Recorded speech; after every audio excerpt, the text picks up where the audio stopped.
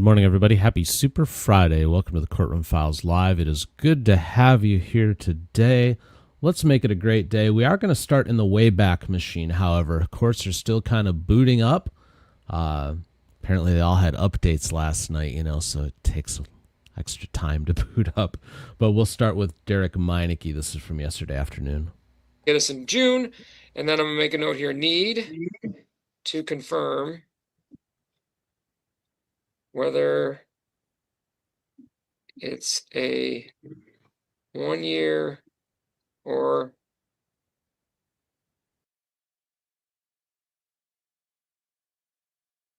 or 5-year revocation. So Anthony, just when you get out, make sure you contact the Royal Oak Court to let them know that you're out, so we can, make sure we have the information gathered and set a date for you. Okay, thank you. Yeah, we just have to make sure we have where you're staying, numbers, things like that. Okay. Yeah, address didn't change. Same address. Everything's still the same.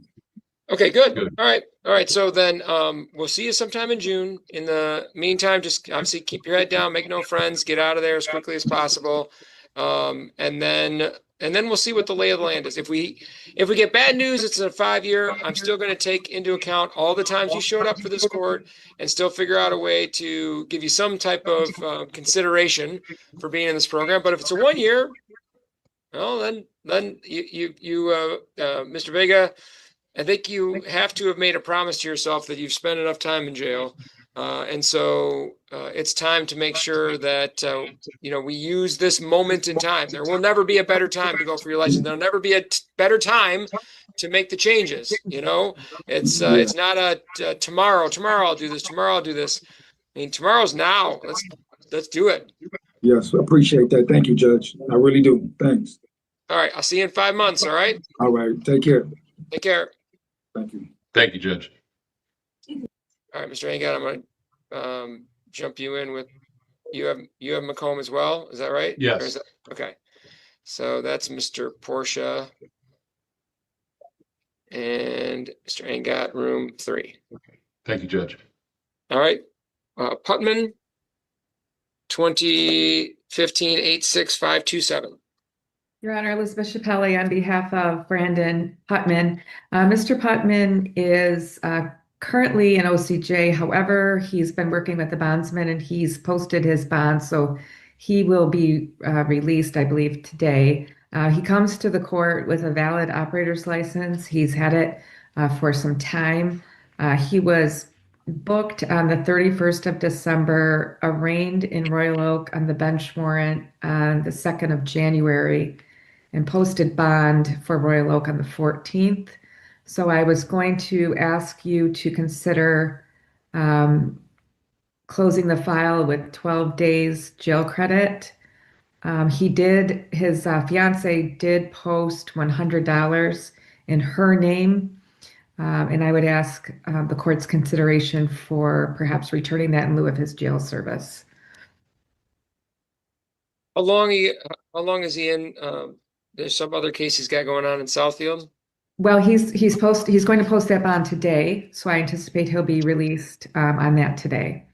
Okay, I have no issue with giving credit for time served. He's got his valid license. That's all great. If I return his bond, there's one thing that I want to see happen with it, because it's actually in his name. Oh, okay. I want to see him use it towards renewing his license, because his license expires in like 2 weeks. Right. He's aware of that. So the court certainly is well within its rights to collect that money and apply it to fines and costs. But instead, I'd rather give him credit for the time that he served, give him a chance to renew his license, and Great then idea. get things started again. All right, Thank Mr. you. Putman? Thank you, Your Honor. I truly appreciate that, and I have no problem with that. All right. Is there anything you'd like to say before this court imposes sentence? I just want to say thank you for being a good judge like you are, Your Honor. Thank you. Well, I certainly have high hopes for people who appear before me that what I see as far as different choices that have been made is not ultimately who who they are, who they can be. And so, Mr. Putman, you'll hopefully walk out, in a position to move forward. Sort of these negative choices that have held you back and really painted a picture of you that I have to believe that is not who you are at your core. So let's just get about the business of, getting to your best life. All right. Thank you very much, Your Honor. I truly appreciate it. It's the order of this court that you'll serve 12 days in jail with 12 days credit. And let's see here. I will waive any fines and costs and any bench warrant fees or late fees. Thank you. Thank you. And I will release the bond back to defendant or third party, whoever's name it's in. All right. Good luck, Mr. Putman. Thank you, Your Honor. I truly appreciate it. Take care. Great day. You too as well.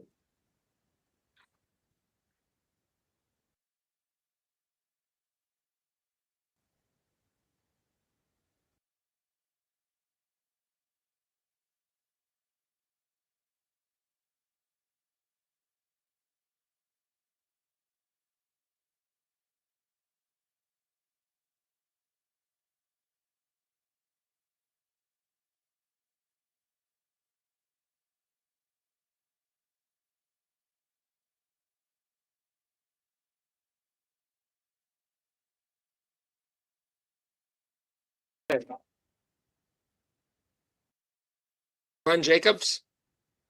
Mr. Jacobs, if you could hit *6 to unmute.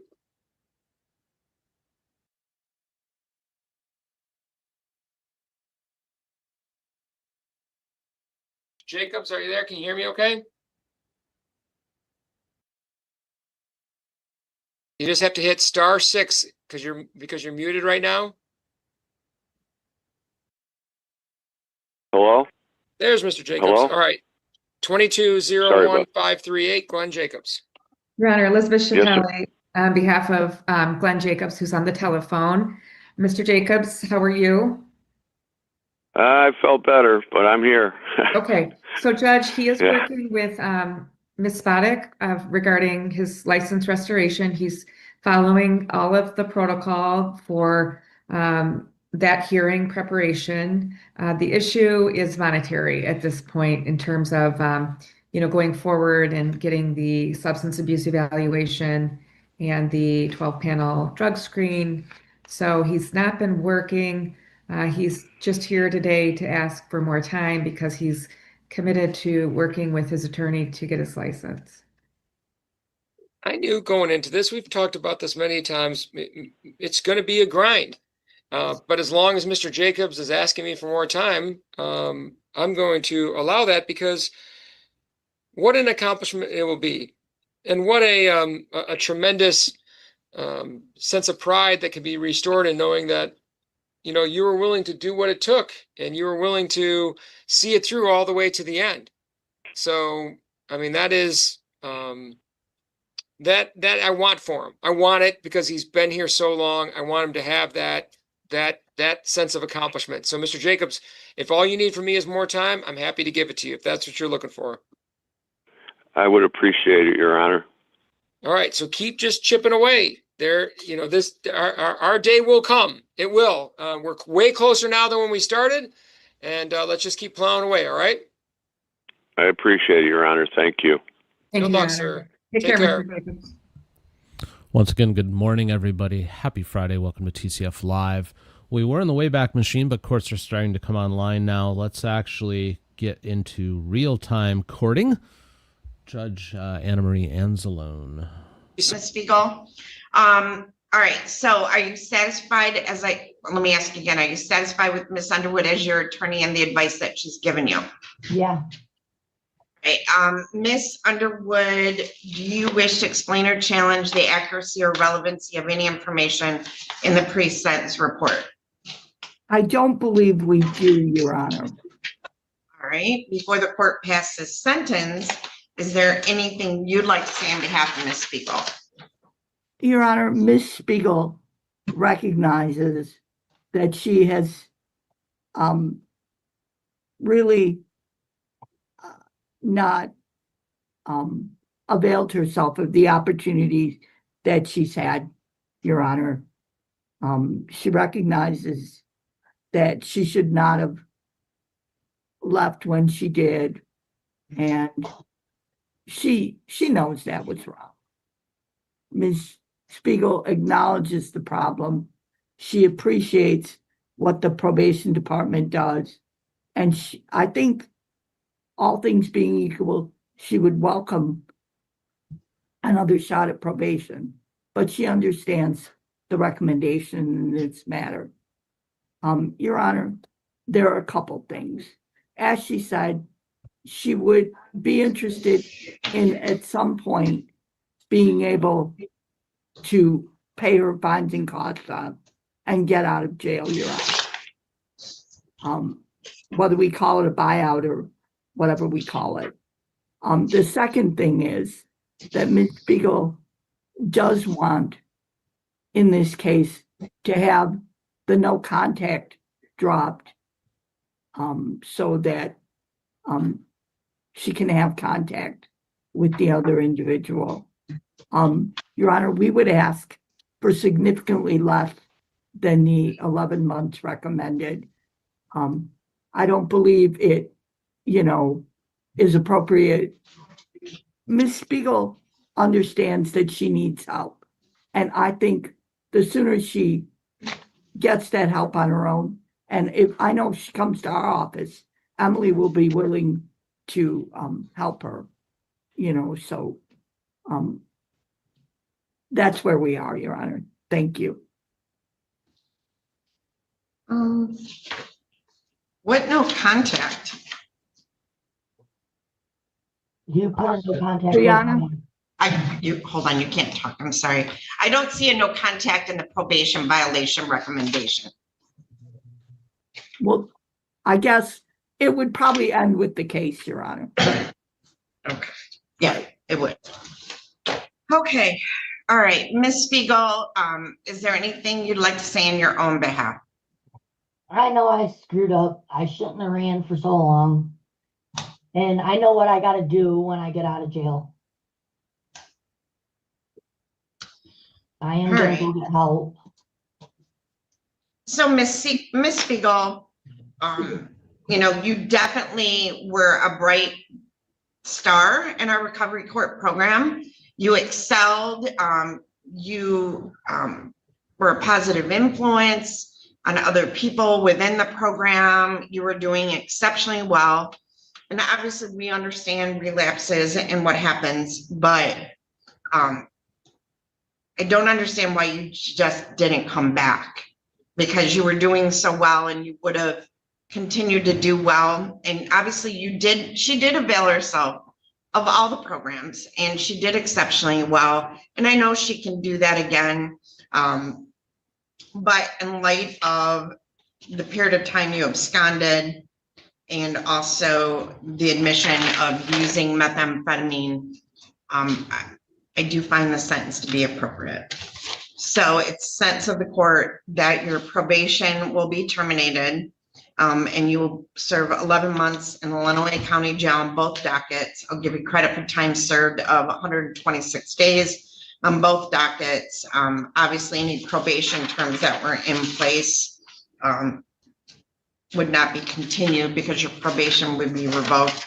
I don't know who the individual is on the no contact, but Ms. Spiegel, you're an intelligent woman and you've been through this. So if this individual is a bad influence on you or not a positive influence on your sobriety, then you yourself should not have contact with him. So now you do have the right to appeal the sentence, and we're going to send over to the jail 3 copies of your notice of right to appellate review. If you wish to appeal the sentence, you would fill out the information on the form and mail it to the address listed on the form within 42 days. All right? Yeah. All right. Thank you. How much jail, Judge? I'm sorry? Excuse me. How much jail? 11 months in jail with credit for 126. Okay, thank you. Oh, Sarah logged on. Oh, Okay, Ms. Teskey logged on. All right. Okay, so Mr. Taylor, you had an opportunity to use the Zoom device in the hallway and speak with your attorney. So have you reviewed that probation violation report with him? Yes, Your Honor. Okay, speak up for me a little bit, okay? Yes, Your Honor. All right, are you satisfied with Mr. Glazier as your attorney and the advice that he's given you?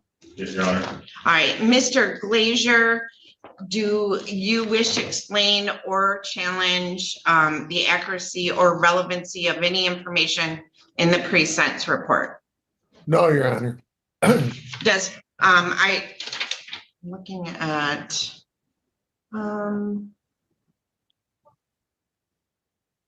I'm looking at, it doesn't really say.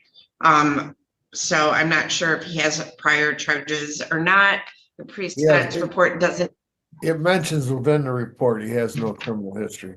Yeah.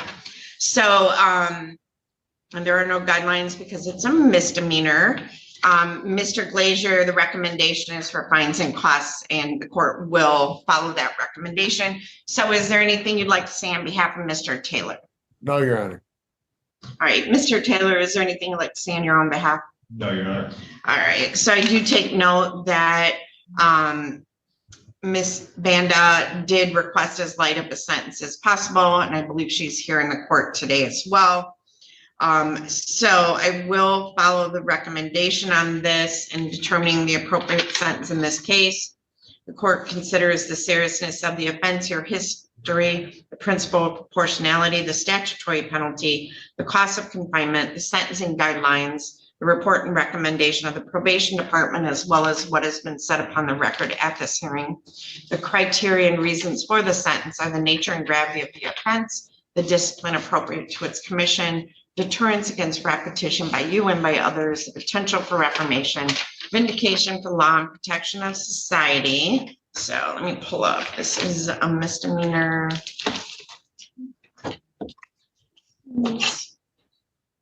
So count 6, assault. Hold on. I know the felony fines and costs, but I don't always know the misdemeanor ones. So this was a reckless use of a firearm and an assault and battery. All right. So there is on the assault and battery count, $100 fine, $50 in state costs, and $75 crime victim rights fee. Those are mandatory, okay? And then on, is there let's use a firearm in here somewhere? Yeah, my chart doesn't have that. So I'm gonna order a $50 state cost on the reckless use of a firearm charge. So that comes to $275, all right? How long do you need to pay that? 90 days?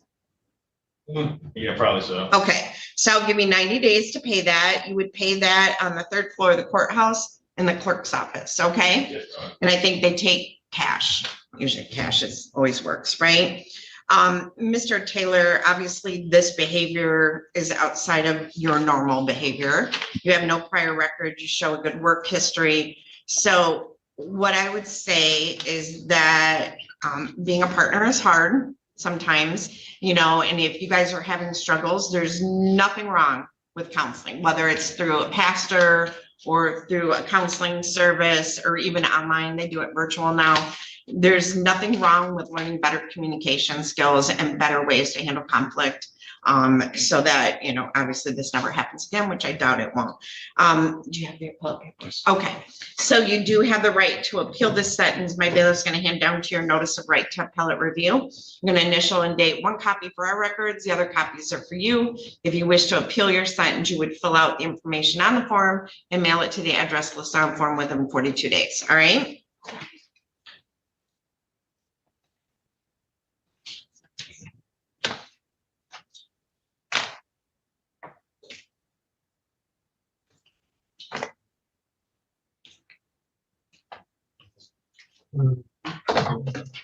All right, so Mr. Taylor, you're all set, 90 days, make sure you pay that on the third floor, all right? All right, thank you.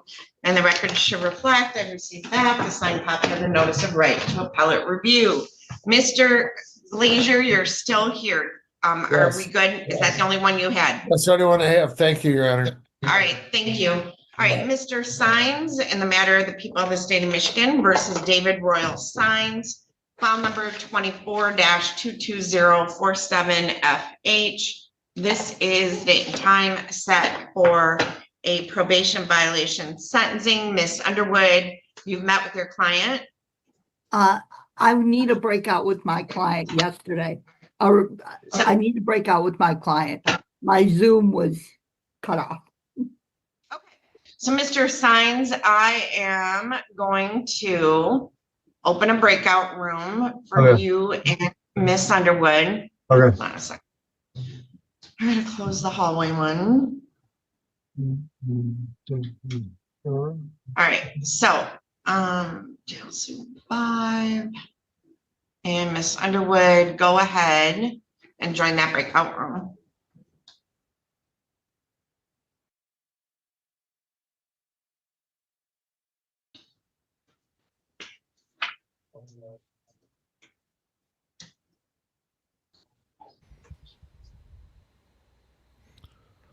It's TCF Live on Friday, a Super Friday. I hope you're all doing well today. It's good to have you here.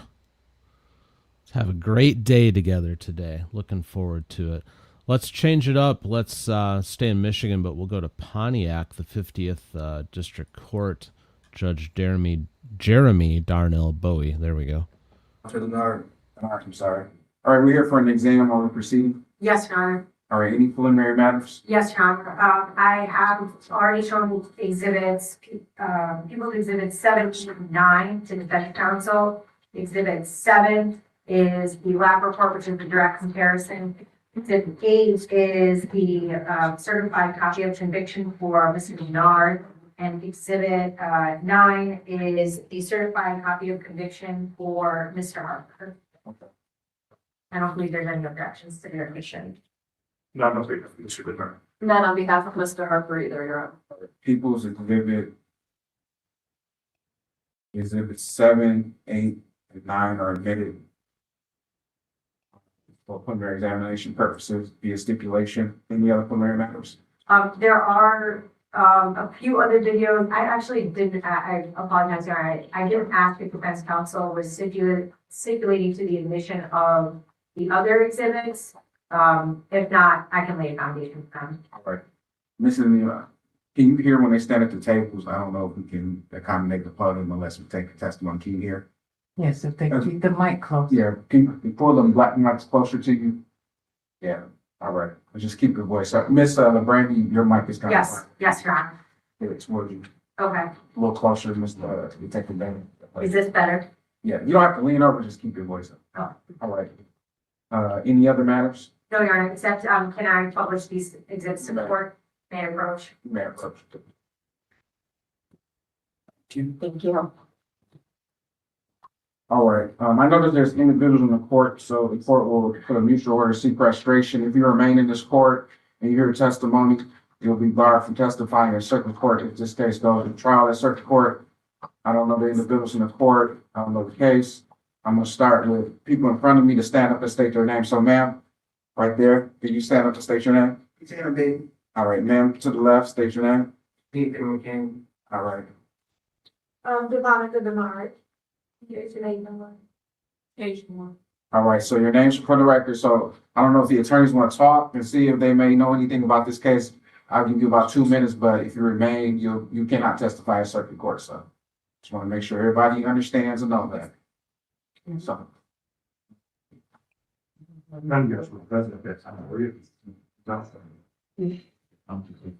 Thank you.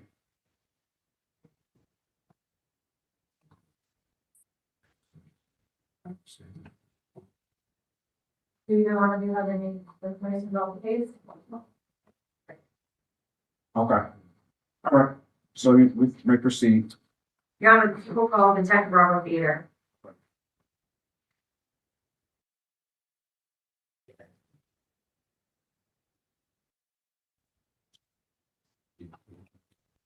You swear or affirm subject to the pain when further testimony gives court to the truth, the whole truth, and nothing but truth. I do, Your Honor. All right, you may be seated.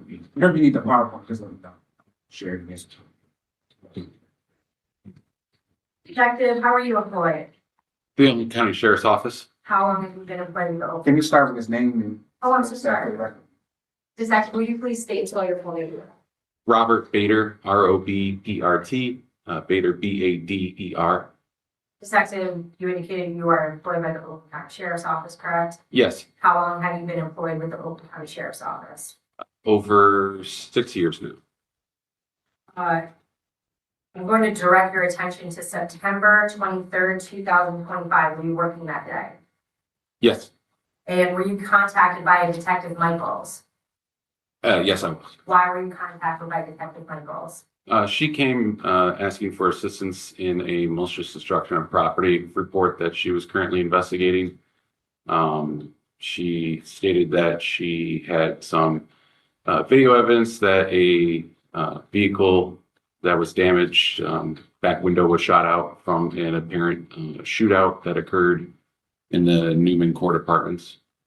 Where are the Newman Court Apartments located? They're in between Kettering Avenue and Newman Lane within the city of Pontiac. And did you get an address for where a general address for where this NDOP took place? I believe the victim's address was 736 Kettering. The incident occurred on the roadway of Kettering there. Are you familiar with the Newman Court apartment complex? Yes. How are you familiar with the Newman Court apartment complex? I've had numerous calls when I worked the road there. We have also multiple investigations that have occurred in that same apartment complex throughout the years. Are you familiar with how the apartment complex is set up? Yes. Your Honor, may I please address the wait.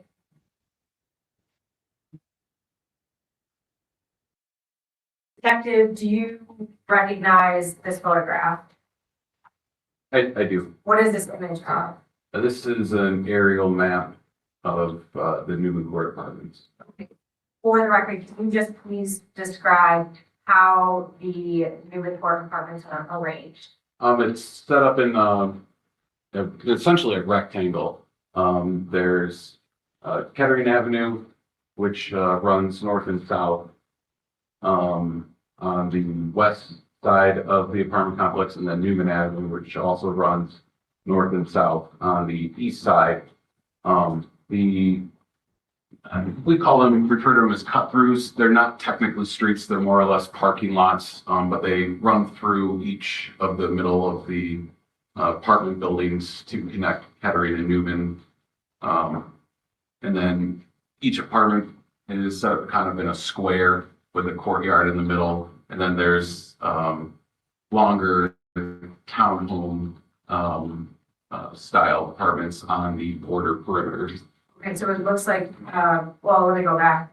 Does this image fairly and accurately depict the Newman Court apartments as you know them to be? Yes. Your Honor, at this time, I will move to admit People's proposed exhibit 1 is People's exhibit 1. Any objection? On behalf of Mr. Harper Jr., No, Your Honor. on behalf of Mr. Ding? No, Judge. Amen. Okay, so we see that there's a dot there indicating 736. Is that correct? Yes. And that's the general area where the NDOP took place. Correct? Yes, correct. After you received this information from Detective Michaels, what did you do? She had security camera footage from her incident that the victim in that incident had provided her. I reviewed that security camera footage, which showed the shooting that occurred. And now showing you what is People's proposed exhibit 2. Detective, do you recognize this still shot? I do. What is this still shot from? This is a still shot from the Nest security camera from 736 Kettering of the MDOP. And you reviewed this Nest security camera? Yes. And where within the Newman Court apartments does this show? This is the street that you're looking at would be Kettering Avenue. It's looking essentially west from 736 Kettering towards the roadway, and then slightly to the south. To the left of the screen would be south, And to the north of the screen, or the right of the screen would be north. And you had an opportunity to review the entirety of this Nest security camera footage. Yes. And do you think that this screenshot fairly and accurately shows the beginning of the video of the Nest security camera that was provided to you by the tenant? It appears to be yes. Your Honor, at this time, I would move to admit People's Proposed Exhibit 2 as People's Exhibit 2. Any objection on behalf of Mr. Harper Jr.? No, Your Honor. Any objection on behalf of Mr. Denard? No, Judge. Admitted. Thank you, Your Honor. Commissioner Publish. You may.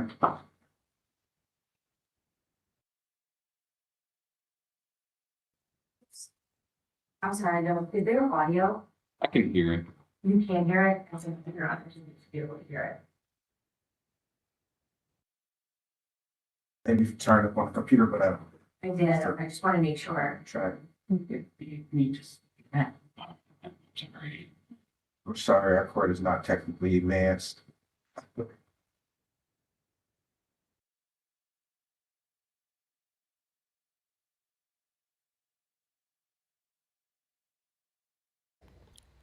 Lindsay, thank you for the $10. Very much appreciate that. Very kind of you. And I hope you feel better soon. I really do.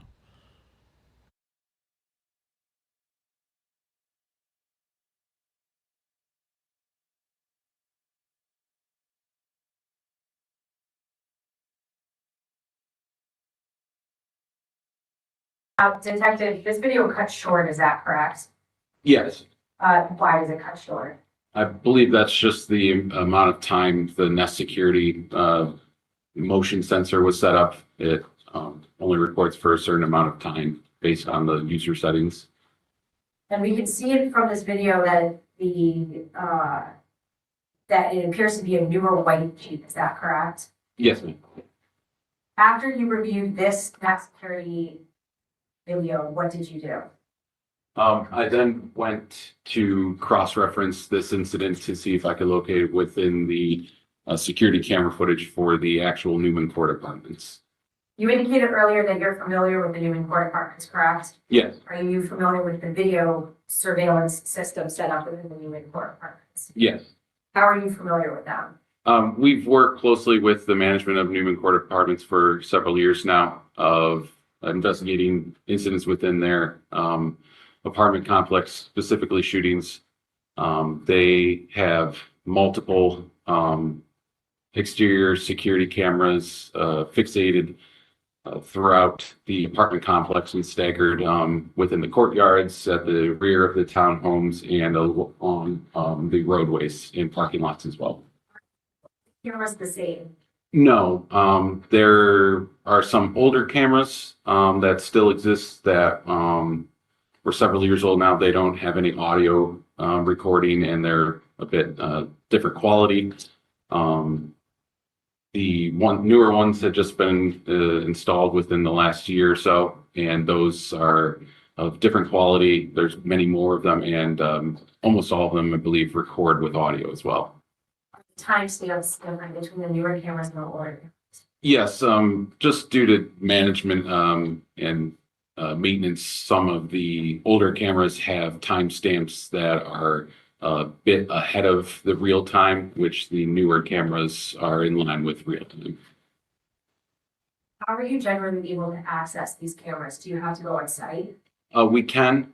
We've also been provided through the Newman Court Apartment remote access to their system due to the fact that we constantly get called to Newman for incidents that occur after hours, and they did not want to have a delay in us responding to investigate these incidents. So you yourself are able to directly download or view the surveillance video? Yes, they've granted that remote access to the sheriff's office. Were you able to locate video of the shooting that corresponds with the shooting that's shown on this Nest security camera, which is People's Exhibit 2? Yes. And where is the camera that captured the shooting located within the Newman Court apartments? It would be affixed to one of the townhomes on the east perimeter, and it faces west through one of those cut-throughs westbound. So it captures both Newman Lane and you can see Kettering Did you review that video? Yes, And was there a timestamp on there? there was. What was the timestamp? It was approximately 2:09 a.m. Was this a newer camera or an older camera? This is a newer camera. So it would align with real time, correct? Yes. What was the date of the video that showed the shooting? September 18th, 2025.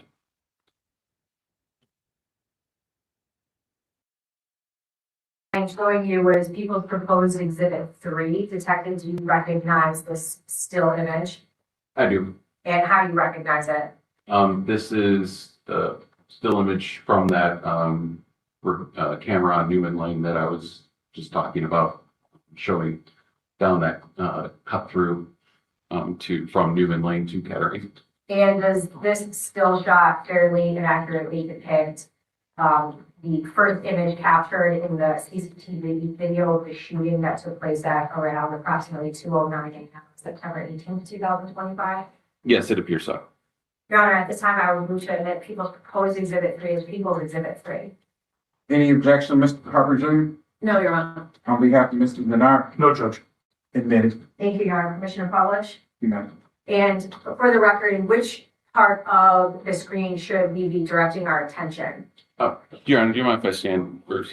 Go ahead. You want me to? Since you're in the middle. The area to focus on would be right up here in this, the common landmark that is in view right here. These are the mailboxes for the apartment complex. So the area to pay attention where the shooting occurs is right in this area. And then as it plays out, you can follow along and I can explain, I guess.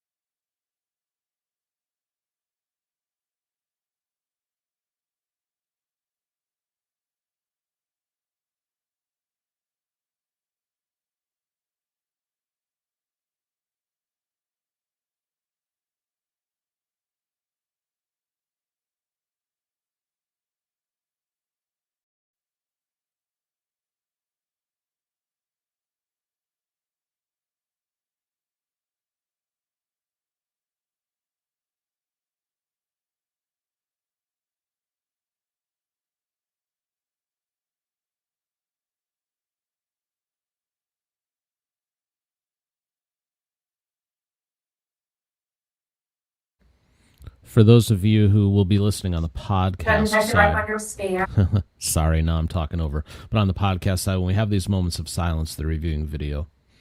How many individuals were you able to see on screen? 2. And were you able to see muzzle flashes from both individuals? Yes. How many gunshots approximately do you believe that you heard? More than 10. And so you see which direction do the shooters shoot? Again, the camera is facing westbound. So to the right would be north and to the left would be south. The suspects come from the south and then they are shooting northbound up Kettering. Which direction do the two shooters run? They first run essentially south east down that cut through and then towards the east behind the East Road townhouses. Were you able to locate any other videos that correspond directly with the shooting? Yes. And where, for videos specifically that would show the shooting or right around the time of the shooting, how many videos did you find? There's multiple showing the events just preceding and then immediately following after, basically throughout the entire complex based on where the suspects were at and went to after. I'm now showing you what is people's proposed exhibit 4. Detective, what are we looking at? This is a still image of one of the older cameras from the Newman Court Apartments. This camera, where we're looking at, that last camera view we're looking at, when you're looking down the cut through, the apartment blocks on the left in between Kettering and Newman. This is actually affixed to the northwest corner of that building, and it is facing south for Kettering. So towards the upper left corner would be south, and towards the right of the screen would be north, and that rotary right there is Kettering Avenue. So that cut through would be just, it would be in the background or the behind where the video is being shown. Okay. Now, we can see the timestamp on here indicates 2/11/57. Is that timestamp correct? No, it's approximately 4 or so minutes ahead of real time. Is this because it is an older camera? Correct. This is one of the older first ones that were installed at Newport. Now, again, this is a still shot from a video. Are you familiar with the video associated with this still shot? Yes. Did you have an opportunity to review it? Yes. Does this still shot fairly and accurately depict the CCTV video as you observed it, showing a shooting on, or excuse me, showing incidents related to a shooting on September 18, 2025? Yes, it appears so. Now, at this time, I would move to admit people's proposed exhibit 4 as people's exhibit 4. On behalf of Mr. Harper Jr., No objection, Your Honor. on behalf of Mr. Bernard, No objection for exam purposes. admitted. Thank you. Thank you, Your Commissioner Public. Good night. So while they're doing that real quick, Lindsay, 10 gifted memberships on top of your super chat earlier. Thank you so much. Appreciate it. Tim, 5 gifted memberships. Thank you very much. And Grandma TCF throws down $10. Thank you so much. You guys are the best. I mean, you really are. It's an amazing community. You guys always line up behind, line up behind me each and every day. And it continues to amaze me that some old balding guy yelling into a microphone and showing court gets so much love, and I appreciate it. Thank you.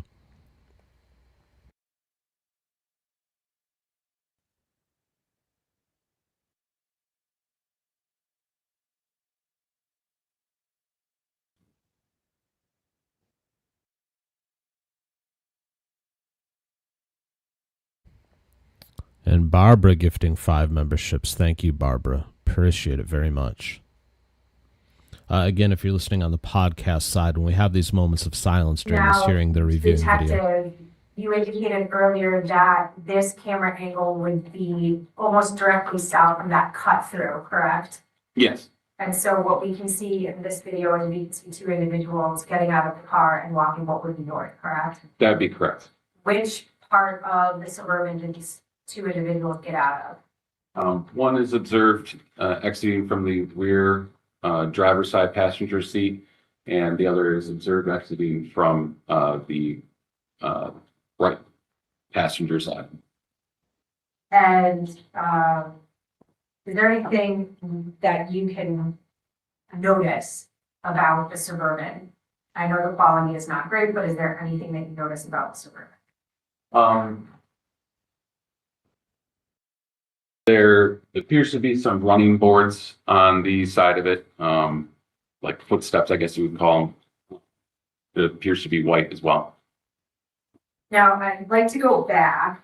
Now that you found videos of the shooting either immediately before or immediately after, did you find any additional security footage in addition to these videos to determine the identities of the shooter? Yes. So I'd like to go to approximately 1:45 a.m. Were you able to locate any CCTV of this Suburban? Yes. What video did you locate? There's a video of it entering into the Newman Court Apartments initially, and then parking up in the northeast corner of the apartment complex, which would be on Newman Lane. And there was CCTV of this, correct? Yes. CCTV that you reviewed yourself? Yes. And was there anything noticeable about the Suburban, in those videos? Again, we were able to, it's in, color, we could tell that, he was able to observe that it was a white colored Suburban. It had these, running step boards on the sides, and that it was also missing the, hubcap for the front right, Were you also able to locate a CCTV concerning the white Jeep that we saw in this video? yes. And at what time does the Jeep pull into the Newman Court Apartments? Approximately 15 minutes later at, approximately 2 a.m. on the 18th. On the 18th. And where in the Newman Court Apartments did the Jeep initially pull in? The same area, that northeast, corner of the Newman Court Apartments from. Where the Suburban is? Correct. They're in the same general area. At some point, did the occupants of the Suburban interact with the occupants of the Jeep? Yes. When? Approximately 5-6 minutes after the Jeep arrives, just before the shooting occurs. And Detective, if you could kind of set the scene, so we understand it's pretty late at night, but it's in these Newman Court Apartments. What's going on in the parking lot at this time? There's general, I guess you would just kind of call them like block parties, hangout. During the nicer months of the year, Newman Court Apartments is very frequently busy, especially at late hours, of people just hanging out, drinking with, their neighbors or just people of friends that show up.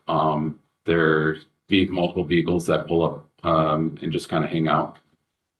Are the cameras that are recording this particular area, the newer cameras or older cameras? There's a mix of both, but primarily it's newer cameras now. So do you have a clear view of the individuals that are in this area? Yes. So you indicated that at some point, the occupants of the Suburban interact with the occupants of the Jeep. Can you describe what this interaction looks like? There appears to be a loud verbal altercation that occurs with these, at least some of the occupants of the Suburban, and with one of the occupants, primarily the driver of this Jeep, as he's walking by. Did you recognize anyone in the videos from this interaction based on those videos? Me personally, no. Now, what happens after this argument or interaction takes place? After the altercation takes place, there's two people from the essentially altercation that get into the Jeep, into the Suburban, excuse me. One of them gets into that rear driver's side passenger door, and the other gets into the front passenger seat of the Suburban. It's being driven by an unknown person who's remained in the vehicle, and then that Suburban proceeds to leave the parking spot that it was in, driving south on Newman, and then turning west into that first cut through to go to Kettering Avenue. Okay, so we know that after this interaction takes place, occupants of both the Jeep and the Suburban, they get in and they drive, and they both leave that immediate area, correct? Correct. The Suburban leaves first, and then shortly after, the driver gets into the Jeep and takes the same path. So we know that the shooting occurs at approximately 2:09 a.m. Did you locate any other CCTV that showed immediately what happens immediately after the shooting takes place? Yes. What video did you observe? There's video of the two suspects after we had seen them in the shooting video immediately as they ran towards the east to the back east row of apartments. There's cameras fixed to the rear of those townhomes, which capture the backyards, essentially the fence line of the east perimeter of Newman Court, and it shows them running and walking in back and forth from there. I am showing you what is People's Proposed Exhibit 5. How did you recognize this still shot? I do. How do you recognize it? This is a still shot from that, one of the video cameras I was explaining from the rear of the townhomes. Specifically, this one, if you see the name timestamp there, it says back of 752. That would be, this is a fixed to the back of 752 Newman Lane. And then the timestamps up there for September 8th, 2025, approximately 2:10 a.m.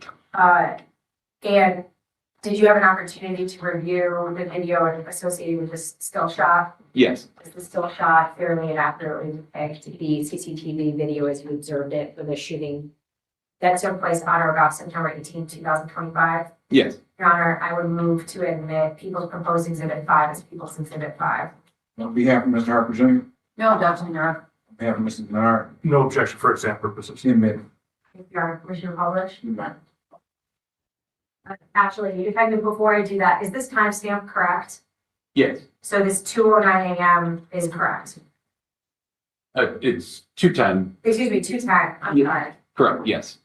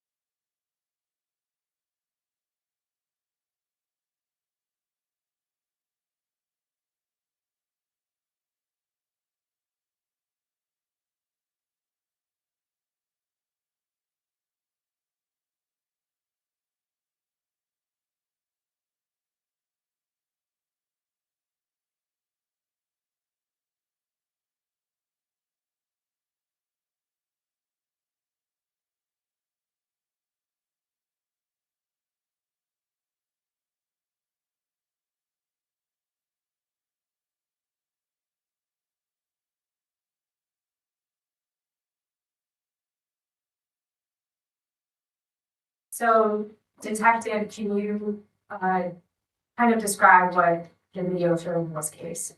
Look, I guess we can establish just a directional frame of reference. The camera is facing east. So to the right is south and to the left is north. It showed the same two suspects from the prior video running northbound through the backyards from that cut through where they would have ran through. And then they stopped essentially right up towards the left-hand side of the street north. That's would be the north end or northeast corner of the Newman Court Apartments. It appears they stopped and they appear to reload and exchange some ammunition or magazines for two black handguns, one that each had. Now, did you find other CCTV similar to what we are observing in People's Exhibit 5? Yes, there's again multiple CCTV cameras with audio, just like this one, that are fixed to the rear of the townhomes that stretch from here south to the end of the complex. Would this video align with the video that we saw of the actual shooting itself and the direction in which the two individuals ran after the shooting took place? Yes. And is there other videos? Did you review other videos showing the defendants running throughout the apartment complex? Yes. How many videos? At least a dozen or so. They remain back for almost about 30 minutes to 40 minutes in the back area, going back to and from north and southbound from the south, from the north end of the complex down to the south, and then back up several times as if they're trying to check out the area and make sure the coast was clear. Objection, speculation, Judge. That's fine, Your Honor. Since that, Are they together the entire time? Yes, on video, yes. Do they ever separate? Not that you can see on video now. So from the time from the shooting to pretty much the end of when they leave the Newman Court Apartments, Are the individuals shown on CCTV ever alone? No. Did you find any other CCTV that better shows the face and bodies of the two shooters? Yes. I'm showing you what is People's Proposed Exhibit 6. Detective, do you recognize the still shot? Yes, I do. It appears to be very similar to the still shot from the actual shooting, is that correct? It is actually the same camera. It's the same camera? Yes. Okay, and we see that the timestamp is a little different, is that correct? Yes. Is that because it corresponds with a different video? Yes. Did you review that video? Yes. Do you believe that this still shot fairly and accurately depicts the video, the CCTV video that's associated with the still shot Yes. and the shooting that took place on September 18, 2025? Yes. Your Honor, at this time, I would move to admit People's Proposed Exhibit 6 and People's Exhibit 6. We have Mr. Harper Jr. No objection. We have Mr. Bernard. No objection for example, Mr. Schiff. In minute. Thank you. Thank you, Your Honor. Commissioner Publish? You may.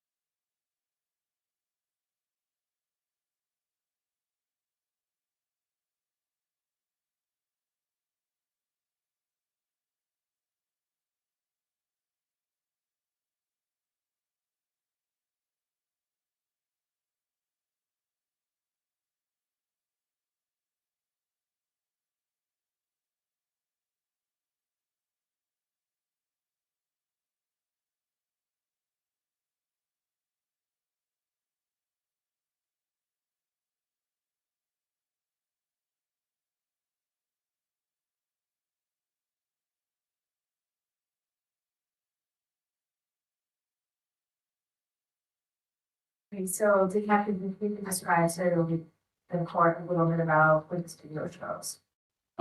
This shows the two suspects emerging from there's a cut through between the apartment complex or the apartment buildings just to the left there screen. Again, this is facing west, so to the left would be south and to the right would be north. They come from the south walk north up. This is Newman Lane. They then stop and one of them walks up and appears to knock on a door to one of the apartments. All the other waits, and then afterwards they're seen now walking down the sidewalk south. The timestamp on this is 2:48 a.m. Is this timestamp correct? Yes. There's also some, let me go back. Did you guys see some TV of the shooters eventually leaving the Newman Court apartments? Yes.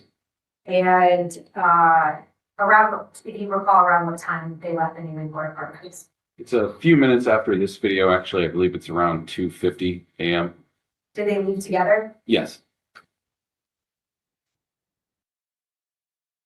I'm showing you what is People's Proposed Exhibit 7. Detective, do you recognize the still shot? I do. How do you recognize that? This is a still shot from one of the newer cameras towards the front, essentially entrance of Newman Court Apartments. This is one of the first lots for Newman Court. This view would be watching or facing west. So again, to the left would be south and to the right would be north. To establish some of the roadways, what we're actually looking at is the roadway right here. This is a roadway called Manhattan. And then Manhattan runs into directly the Newman Court Apartments, which would be to the right here, and then this road right here that it jogs into to the left, traveling north, that's Kettering Avenue. So the leasing office is technically this driveway right here. The timestamp on this is 2:51, is that correct? Yes. And is that timestamp correct? Yes. Did you review the CCTV associated with this still shot? Yes. Does it fairly and accurately depict the video as you reviewed it? Yeah. For a shooting that took place on or about September 18th, 2025? Yes. Your Honor, at this time, I would move to admit People's Proposed Exhibit 7 as People's Exhibit 7. All right, so I already have 7 as the lab report. Oh, you're right, Your Honor. So I will amend this to have to be, I'll amend this to People's Exhibit 10. 10, okay. All right. On behalf of Mr. Harper Jr., No objection for exam, Your Honor. on behalf of Mr. Denard, No objection, Judge. Thank you. People's Exhibit 10 is amended. Thank you, Your Honor. Commissioner Public? Unanimous.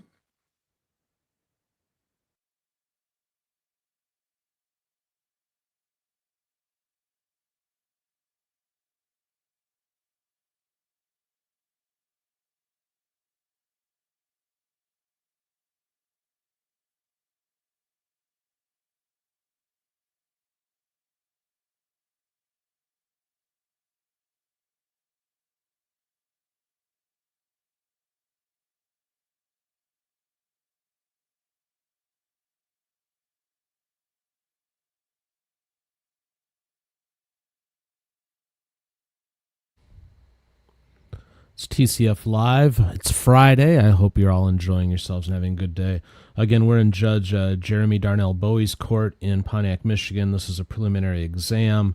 The pauses that you hear if you're on the podcast side, that's where they're reviewing video of the alleged crime.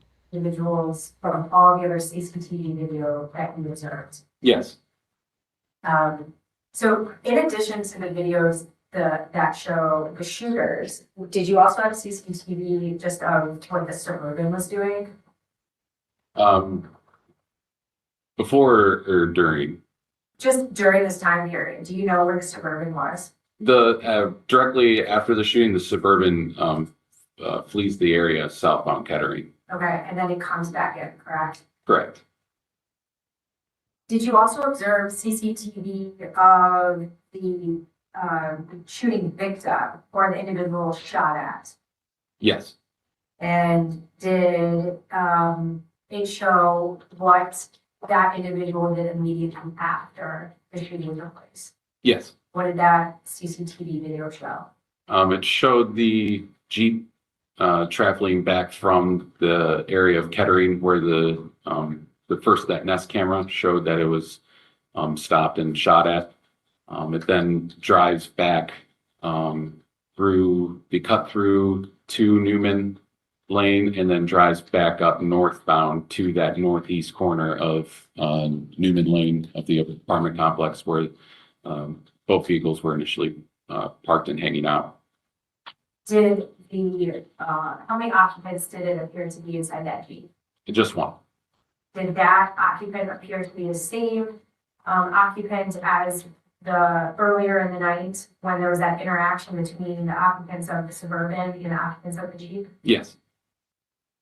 In addition to the your observations about the shooter and the individual shot at, did you were you able to discern the license plate numbers for each of those vehicles? Yes. Did you run the license plate number for the Suburban through Lean? Yes. And what were the results? It came back registered to I believe, Monica Bell. That was at 117 Warwick Drive within the city of Pontiac. And after you got the name of Monica Bell or Miss Bell, what did you do? We cross-referenced the license plate within Columbus, our report rating system, to see if anyone else was associated with that vehicle, any accident reports, impounds, traffic citations. I found that that same vehicle had been issued 2 recent moving violations with a driver who was listed as a William Harper Jr. Did you run the name William Harper Jr. for me? Yes. What were the results? His SOS address was listed as 263 West Fairmount Avenue within the city of Pontiac. Lean also showed him to be currently on parole through MDOC, and MDOC listed a parole address of 117 Warwick Drive within the city of Pontiac. Okay, so there's basically two associated addresses for an individual named William Harper. Correct. Did you also have an opportunity to pull up his the Myers photo for William Harper Jr.? Yes. And what did it appear to you when you looked at the Myers photo versus the CCTV video? He appeared to match one of the suspects. Did you contact William Harper Jr.'s parole agent? I did. When? That day, I believe. Would that be on or about September 25th? Yes. What did you tell William Harper Jr.'s parole agent? I advised her that I believe Mr.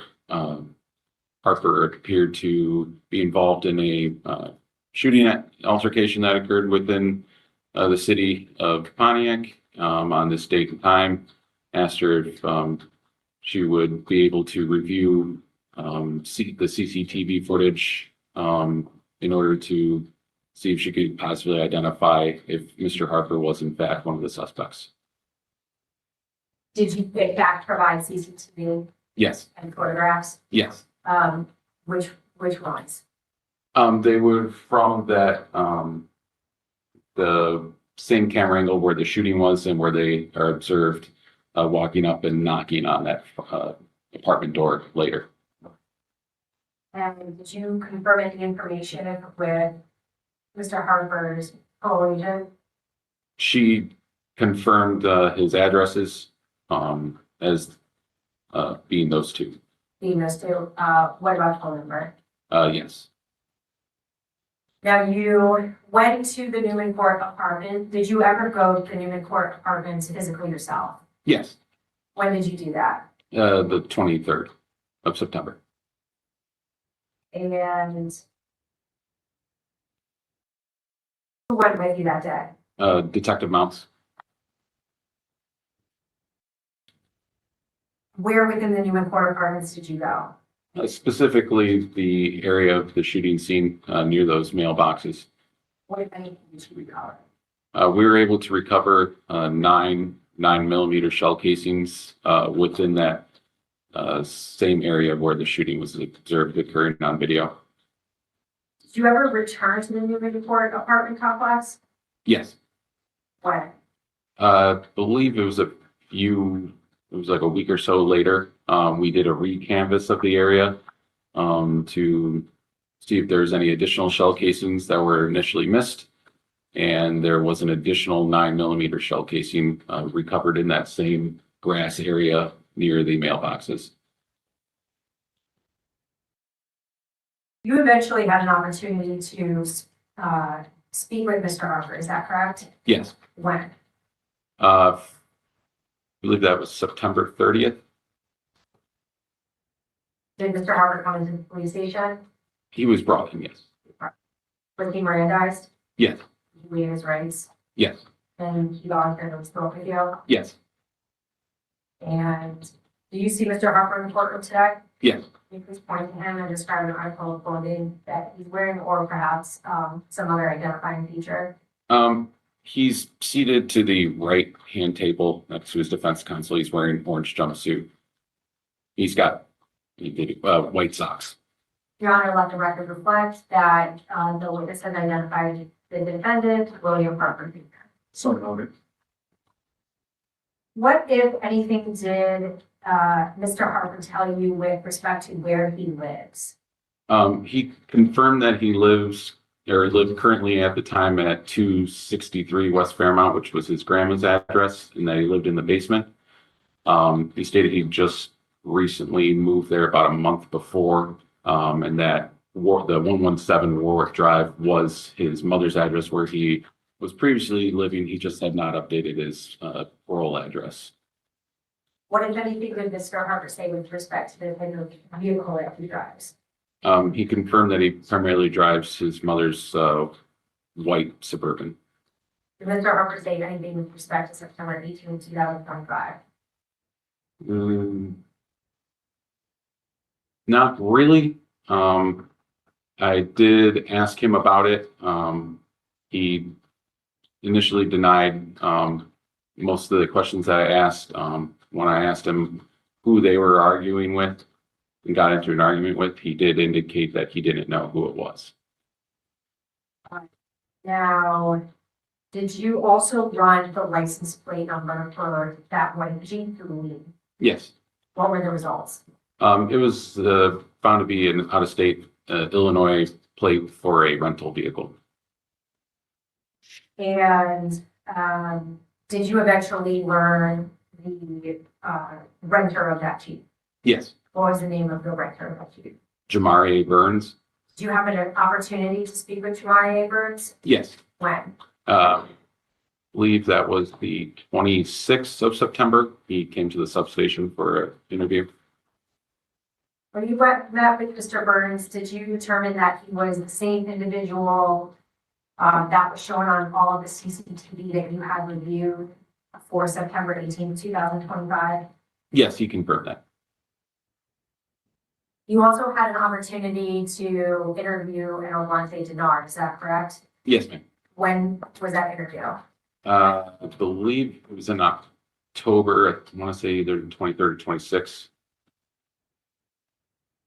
Did he come into the police station? He was brought on, yes. Do you see Olante Denard in the courtroom today? I do. Can you please identify him by pointing to him in an article of clothing or some other identifying feature? He's seated to the left of the table, wearing a orange jumpsuit, and he has black socks with gray tips. For the record, this is your left, Detective Bader, correct? Yes. Yes. Your Honor, let the record reflect that the witness has identified the defendant or. So noted. Thank you. You had an opportunity to interview Mr. Denard, correct? Yes. Was he Mirandized? Yes. Waived his rights? Yes. And voluntarily speak with you? Yes. What, if anything, did Mr. Denard say with respect to his registered address? He stated that he lived, I believe it's at 4 Apple Lane. What, if anything, did he say with respect to knowing William Harper? They were friends. What, if anything, did Mr. Denard say with respect to knowing Jamari Burns? Initially, he stated he didn't personally know him, but he later learned his identification and knew him as Jamari Burns. What, if anything, did Mr. Denard say with respect to whether he saw Jamari Burns on September 18, 2025? He confirmed he did. And that he saw Jamari Burns on September 18, 2025? Yes. What, if anything, did Mr. Denard say with respect to being in a Suburban on September 18, 2025? He confirmed being in the Suburban. And what, if anything else, did Mr. Denard say with respect to a shooting that took place on September 18, 2025? He didn't make any denials of being present for it. Certain questions that we were trying to ask, try to ask him directly about it. He didn't wish to speak about it without consulting an attorney beforehand. We moved past those just, but he indicated that they were not the first to fire, and he didn't deny firing any gunshots, but he denied that they were the first to actually fire. He claimed that there were both they were shot at before. I have no further questions for this witness, Your Honor. All right. Cross on behalf of Mr. Harper. Hi, Detective. Detective, you did not personally witness any shooting on September 18, correct? No, ma'am. Okay, your knowledge of what happened comes entirely from video reports and what other people told you, right? Yes. The Nest camera footage from 736 Kettering, that one did not have any embedded date or timestamp on the video itself, correct? Correct. And from that Nest video, which I believe was exhibit number 2, you never actually see a shooter on screen. You just see a vehicle and hear the gunshots, correct? Correct, and then obviously the video cuts off, yes. And then the Jeep is off to the side of the frame and the shooters are completely off the screen during the shots, correct? Yes.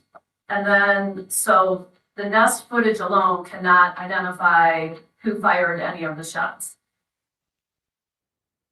As far as from the two suspects from the other videos, no, because they're off screen, obviously. But in that video, there's no one else that I can observe that are firing gunshots on screen. And then the Newman Court video system, that's the one with the multiple different cameras, and they each have their own internal clock, correct? I don't know if they're an internal clock. I believe it's like an internet time, because they're connected to the internet. So I believe that's, in the, I don't know what you call it, just like your phones have, that's not an internal clock. It's connected to the internet, so it can be able to, so it's the real world time on all of them. They don't each have they're all connected to a network. Understood. Okay. And at least one of those cameras, though, was approximately 4 minutes ahead of time. Correct. That's one of the older cameras. Those I believe do have like an internal clock, probably. Okay. And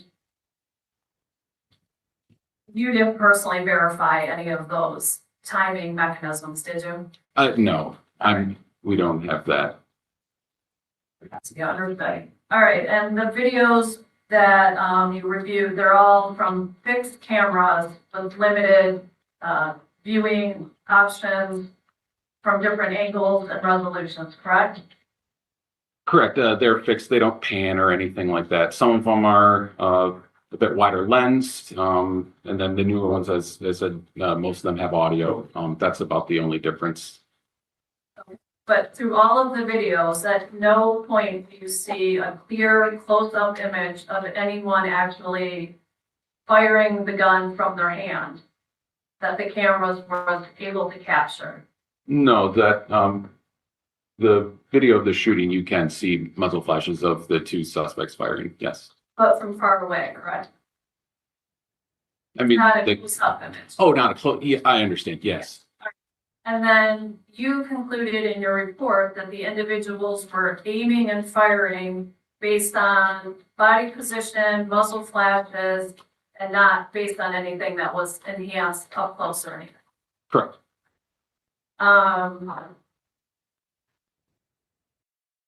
You identified my client, Mr. Harper, through his prior images, through MDOC, through an MDOC photograph, correct? I didn't identify him personally. He appeared to match the suspect description of one of them, and then I contacted his parole agent, who was able to positively identify him as one of the suspects from the video. So no civilian witness ever came forward to identify Mr. Harper as the shooter in this incident, did they? No, no civilian, no. There's no sworn statement from any third party that identified Mr. Harper as a shooter? No. In the parking lot, you indicated that you heard loud arguing and yelling, but you couldn't make out the specific words. Is that correct? Not all of them. There's a few keywords that you can kind of make out, but again, it's just a lot of arguing, a lot of yelling, it seems. Okay, so you didn't hear anyone threaten to kill anyone? Not that I recall, no.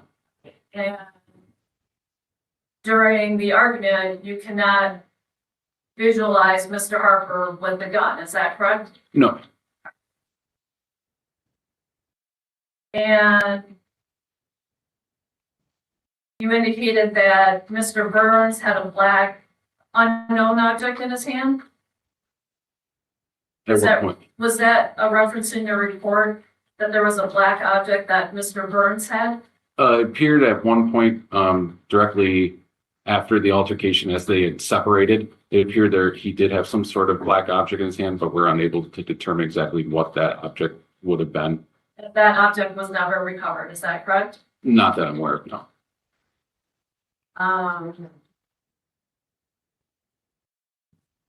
After the shooting, when my client is observed in the backyards, you stated that you interpreted as the defendants reloading their handguns. Is that correct? Yes. And that's based on your observation of their movements. You don't have any up close footage of that. Is that correct? Correct. Just based on their movements, the sounds that my training experience, that is indicative of a handgun being reloaded. And you didn't find any spent magazines or ammunitions in those backyards areas, did you? No. And you don't have any clear video stills of up close of my client reloading a handgun or anything like that from the backyard areas? Not specifically of reloading. I know there are a couple different camera angles which are much closer as they run by at certain points, but not specifically of like reloading like that, no. And you're aware that the Jeep, I believe it's a Jeep Cherokee, sustained several bullet impacts, correct? Yes. But obviously, you're not a firearms or ballistic lab expert, correct? No. To your knowledge, has a lab report been produced that definitively matches any of the shell casings or bullets to the Taurus G3C that was found later at the Fairmont address? Yes. Yes, it has been. Yes. But the projectile that was recovered, there wasn't anything that was discovered on Mr. Harper as far as projectile, clothing, anything like that. I'm sorry, I guess I'm found like during And this person, when he was arrested. yes. Directly on his person? No, I don't believe so.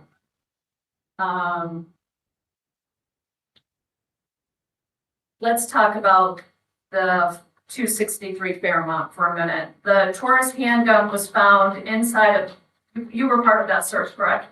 Yes. All right. The Taurus handgun was found inside a bin in the basement bedroom, correct? Yes, I believe that's where Detective Rogers found it. And that bin was out of plain sight was it under a nightstand? Yeah, I believe it was like you'd call it a nightstand or like a dresser. It had like open face, no doors or anything. It was just like a shelf essentially. All right, but that bin wasn't labeled with my client's name or anything, was it? Not the bin itself, I don't believe, no. And were there ever any fingerprint results that connected to establish that Mr. Harper had handled that weapon? None that I believe have come in yet, no. You swapped for DNA though? I believe Detective Rogers did. And the residence, the Fairmont residence, that's not owned by Mr. Harper, correct? Correct, I believe he indicated that was his grandmother's primary residence. And were you able to ascertain how long Mr. Harper had been living there? Yes, he indicated about a month. But other adults also resided in the home? His grandmother, for sure. There was another female there, but I don't believe she stated that she primarily lived there. Okay. With respect to your interview with Mr. Harper, during your interview, Mr. Harper did eventually request his right to counsel and then, but your questioning stopped. Is that correct? Yes, ma'am. But during your questioning, he never admitted or confessed to possessing any firearm related to this incident. Is that correct? Correct, no, ma'am. And he never admitted to shooting at anyone? Correct, no, ma'am. And were you also involved with a jail call that was at issue here? Yes. So you listened to a jail call and you believe that to be Mr. Harper, is that correct? Yes. And during this call, Mr. Parker allegedly referred to the hookup, correct? Yes, And that's a slang term, correct? yes. It could have multiple meanings depending on the context. It could, and our experience, it primarily would mean a firearm. Okay, but would you agree? It could be anything. He never said during this telephone call that I possess the Taurus gun, did he? No, he made reference about when the search warrant was happening that he initially wasn't sure that was the police or who it was, and he did make reference of going to arm himself with this hookup beforehand. Thank you, Detective. I think that's all I have for you. All right, cross on behalf of Mr. Dunn. Thank you, Judge.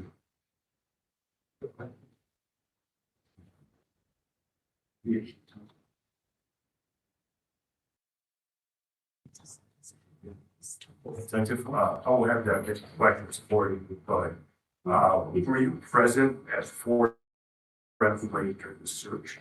I'm sorry, I'm. Were you present at Fort Everglade for the search? By the time I had already arrived, it had already been completed. Who was there for that search?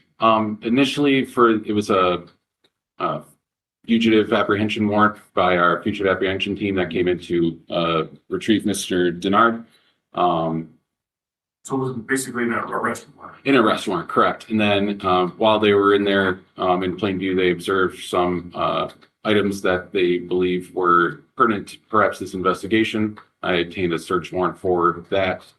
And while the search warrant was being procured by me, our partners in the task force, Detective Rogers and Detective Hedrick, stood by, secured the residence.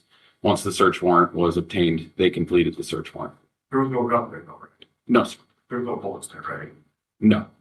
And now let's talk about the bullets. You said that there was 9 found roughly by those mailboxes that was carrying after, right? Correct. And then there was one more found in a later date, right? Correct. In that same area. It's like if you look, it's like a tree or a bush that's like just south of the mailboxes. They're primarily found in that grass area there. And then in a trail leading kind of south to, it's like a driveway or cut through for the entrance of the cut through to Kettering. That's where they were. Those were all 9mm shell casings, correct? Yes. Were they all the same brand?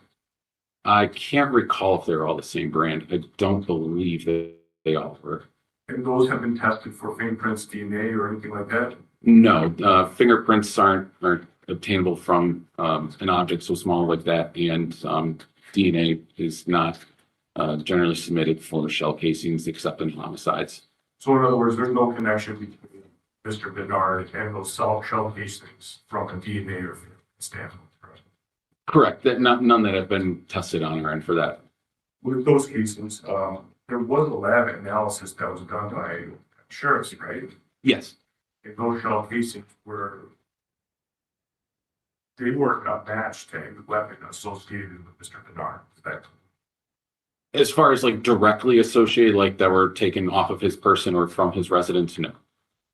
And when we're talking about the incident that happened, you saw that Jeep stop, correct?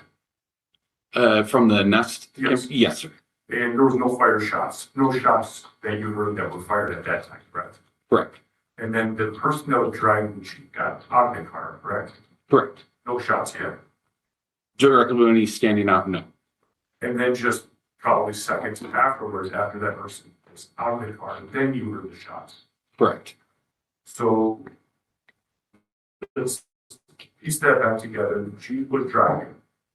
And while that Jeep was driving, in the other Nest camera, there's 2 individuals walking, right? Those weren't Nest cameras. Those are the security cameras for. Are they all Nest or are they different brands? Nest is the private camera for security camera for that 736. That's the renter's camera. The other cameras that we're seeing, those are the actual apartment complex cameras that are owned and operated by the Newman Court Apartments. Okay.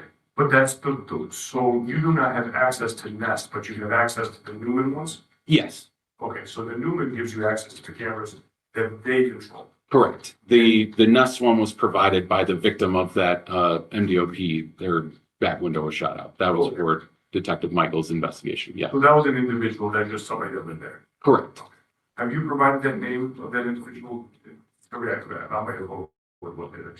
I believe it's in my report. If not, it's in Detective Michael's as the victim. And so we have the Newman apartment cameras. That's where two individuals were walking, right? Yes, And those two individuals were walking when that Jeep pulled over that speed bump, right? yes, And those two individuals are outside and they're not in a car. And then the Jeep pulled over the speed bump and the Jeep stops.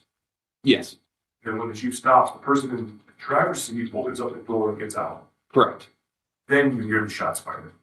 Yes, I just want to be clear, because there are two videos that are kind of being pieced together. That's kind of how the timeline, right? correct. Yeah, even though they are separate videos from different sources, I've prosecutor did a good job of that when me pulling the cameras too, of trying to piece them together into one seamless timeline. So if you were to watch like that, the older camera of the Suburban stopping the two individuals getting out, that plays and leads directly into the shooting video of them walking, and then you can even see like the Jeep from the northeast corner drive and pull from around, go through the cut through to Kettering. And then if you piece that with the Nest video, you would then see here comes the Jeep from the Nest video down Kettering and then stopping. So whereas each individual video might not show the entire thing, if you piece it together with all this ones, you get a more complete picture. For sure. Now, I gotta ask, shot spotter, you're familiar with shot spotter, right? Yes, sir. There's not a shot spotter there, is there? There are now. We did not have them at the time. Okay. So you couldn't tell if it was one gun or two guns or multiple guns because they're all the same shell, is it right? So the lab report that was produced, it was able to confirm that 9 out of the 10 were definitely from the recovered Taurus G3C.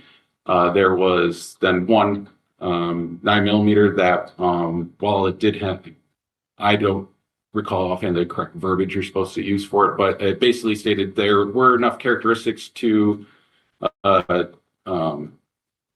to identify, but they were inconclusive to be able to match it to that specific firearm or any of the other shell cases. So, in other words, really, it could be one gun. It could, but again, I'm not the lab personnel. I wouldn't be able to accurately answer that question for you. But based on my reading of that, at least essentially 90% of the shell casings did come from one gun, and were inconclusive on the one outstanding. And that one outstanding may have not been from that time, right? Could have been there before. It could have. Yeah, so we don't know if that's actually associated with it or not. Without having a direct, like, to be able to compare it to the firearm that was recovered or another firearm that that may be recovered and we're able to associate it directly to, we have no idea, no. Obviously, we don't have guarantees that those 9 that were found were from that night as well. No, 100%. I mean, it was within the, a few days of it. We didn't have any other reports of shots fired in that area, and they were right on top of the grass and roadway. So Then the days before, you didn't have a report of shot fired, but again, you didn't have shots fired until after that DOP was issued. correct, that this incident was not reported as shots fired. So another incident could have been not reported, then shots were fired. It's very possible.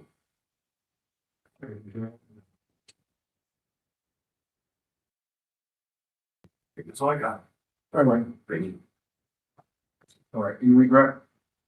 Just briefly, so Detective, how many times would you say that you reviewed the video of the actual shooting take place? Multiple dozens of times.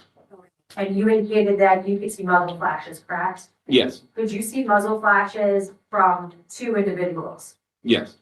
How certain you are of that? Fairly certain.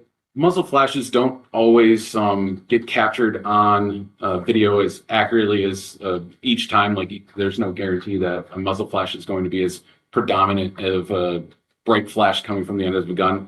But you can see indications such as gun smoke also coming from the barrel of the gun. And that was also indicated by both.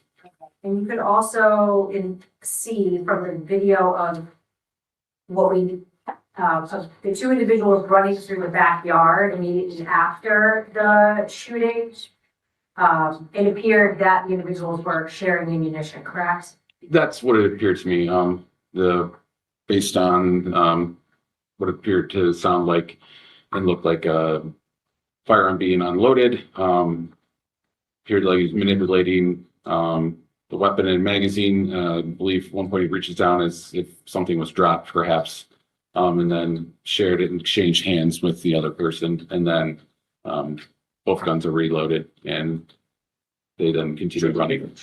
Speculation. Your Honor, I believe that he specified what he observed when he reviewed what CCTV. He's not making a speculation as to what they were doing. He's saying it appeared to me that this is what they were doing. And it's based off your experience? Yes, sir.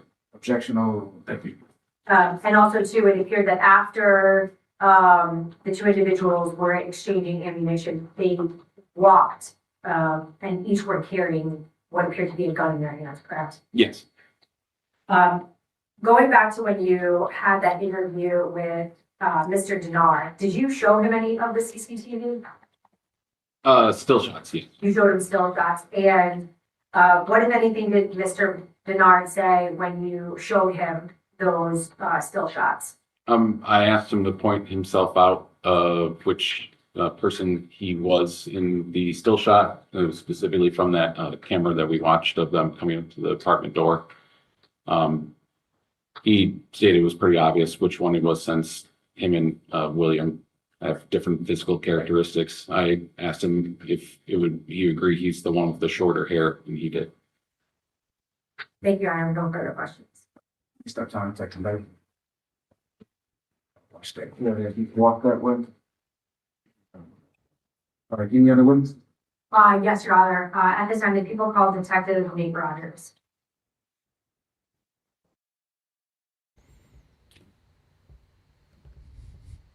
Good morning once again, friends. TCF Live. It's Friday. I hope you're all enjoying yourselves. Obviously, we've stumbled into a longer prelim exam here, but, we're invested at this point, so we're going to continue with it and see where it ends up. Again, this is Judge Jeremy Darnell Bowie in Pontiac, Michigan.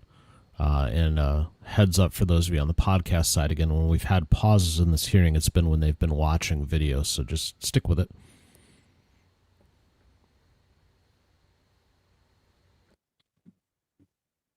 Swear affirm subject to the pains of the party, testimony given according to truth, the whole truth, and nothing but truth. I do, Your Honor. You may be seated. Thank you. Let me begin with your Detective, can you please spell your full name for the record? Nathaniel Rogers, Nathaniel Rogers. How are you employed? I'm a detective with the Oakland County Sheriff's Office. How long have you been employed with the Oakland County Sheriff's Office? Approximately 10.5 years. Were you working on September 30th, 2025? I was. Did you participate in a search warrant of 263 West Fairmont, Yes, I did. City of Pontiac County, Local, Michigan? That's correct. What kind of dwelling is 263 West Fairmont? A single-story, single-family home. Who also participated in that search warrant event? Members of the Oakland County Sheriff's Office SWAT team, Detective Hedrick, Detective Bader. And based on the information that you had, who lived in that home? William Harper. Who was in 263 West Fairmont when you entered into the home? When I entered into the home, it had already been secured, so it was just members of the SWAT team. There were a couple of individuals upstairs, but I did not identify them. Right, did you go into the basement? I did. And did you find any documents that indicated who resided in the basement? Yes, I found documents for William Harper in a bin in the nightstand adjacent to the bed. I'm sorry, can you repeat that?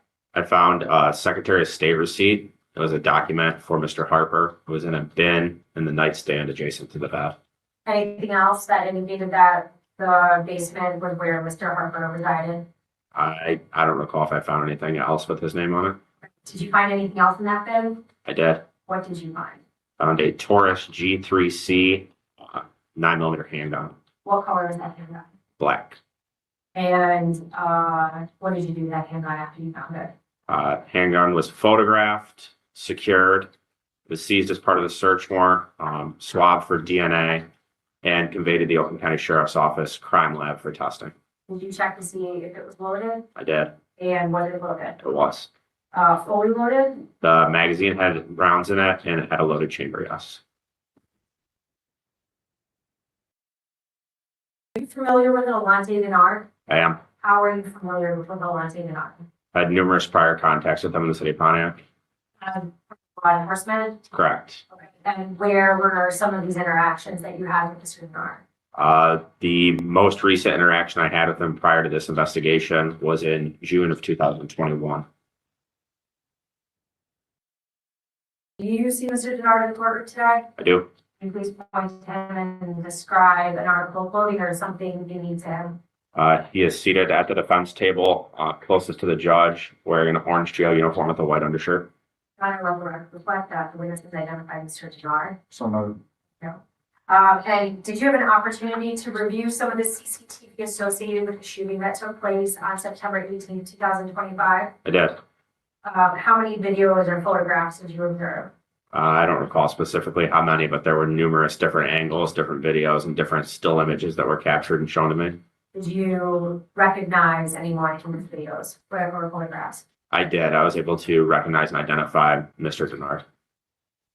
Did you also participate in the execution of a search warrant at 4 Apple Lane? I did. As far as you know, resides at 4 Apple Lane. Mr. Denard. And what, if any, documents did you find that showed proof of residency for Mr. Denard? His wallet was located within the dwelling.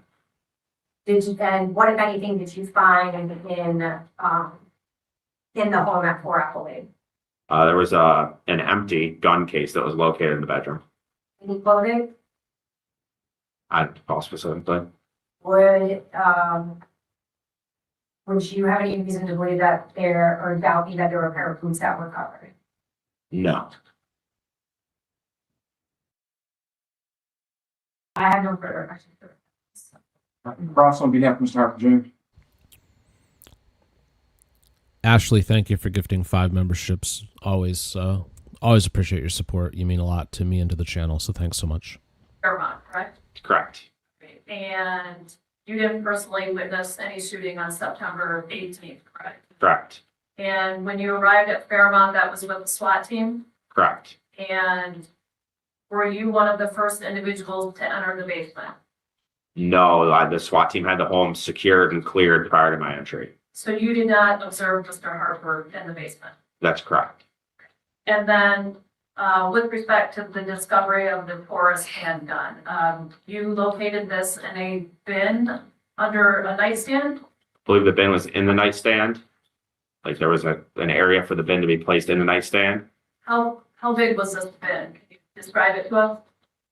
It was an open top bin. I'd have to refer to the photos taken at the search warrant to describe exactly how big it was. Is this like a plastic type bin? It was a storage type bin. It wasn't like a trash can. It was smaller in size, I would say. Okay, and so it wasn't transparent, I don't recall the color of it. but you had to open it to look inside of it? I don't believe it had a top on it. Okay, I had to manipulate it to search through it to discover the handgun, if that's what you're asking. but the bin didn't have like Mr. Harper's name on it? Not on the outside of it, no.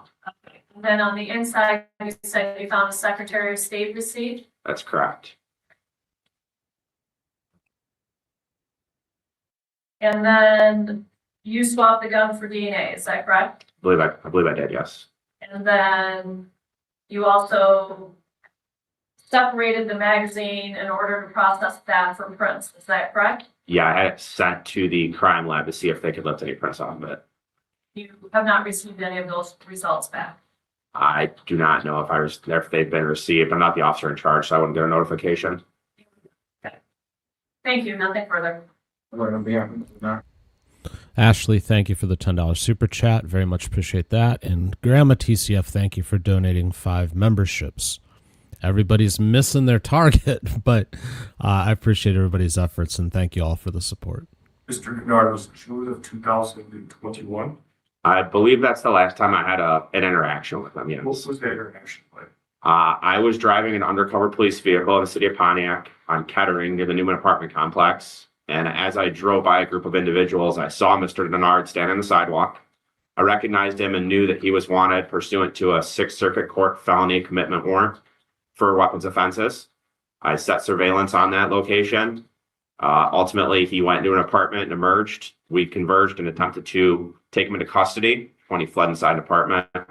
Ultimately, he did surrender himself. We took him into custody and lodged him in the Oakland County Jail. I was part of an apprehension. It wasn't a targeted team. I happened to see him while I was working, and then we made a plan over the radio and took him into custody. You were there for the arrest on the apprehension at Fort Appleton, right? I was not there for the actual apprehension. I was just there after the fact. You mentioned something about an empty gun case. Is it tell me about this. It's like it'd be like a zipper gun case. It was empty. There's nothing in it. It's soft sided. It has a zipper.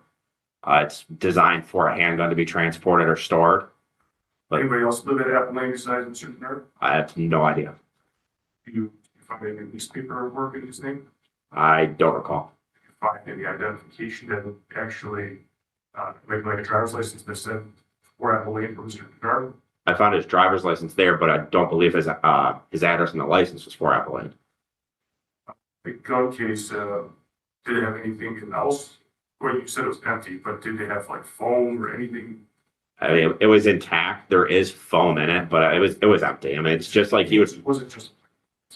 Correct. It's like you buy it off the shelf at Dunham's. Did you identify or take anything else besides the gun case from there? I didn't take anything else. Detective Bader arrived on scene and completed that portion of it.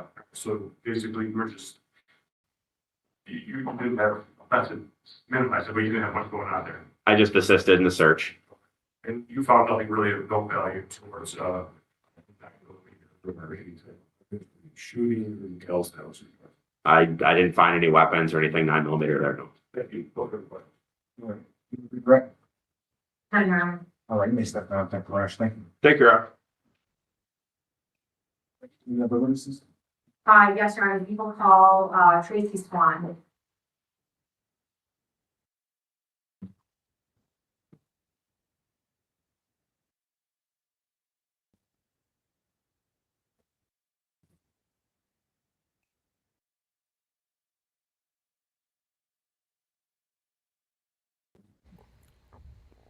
Again, good morning, everybody. TCF Live. It's Friday. It's good to have all of you here. Thank you again, blanket thank you to everybody for their generosity today. Really appreciate it.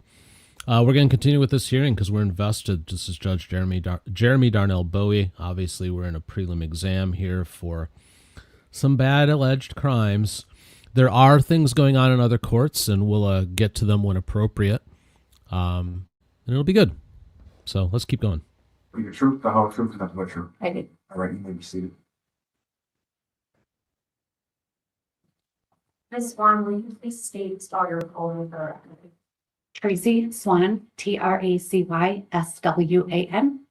Ms. Swan, how are you employed? I'm a parole agent with the Michigan Department of Corrections. How long have you been a parole agent with the Michigan Department of Corrections? 20 years. And are you familiar with William Harper?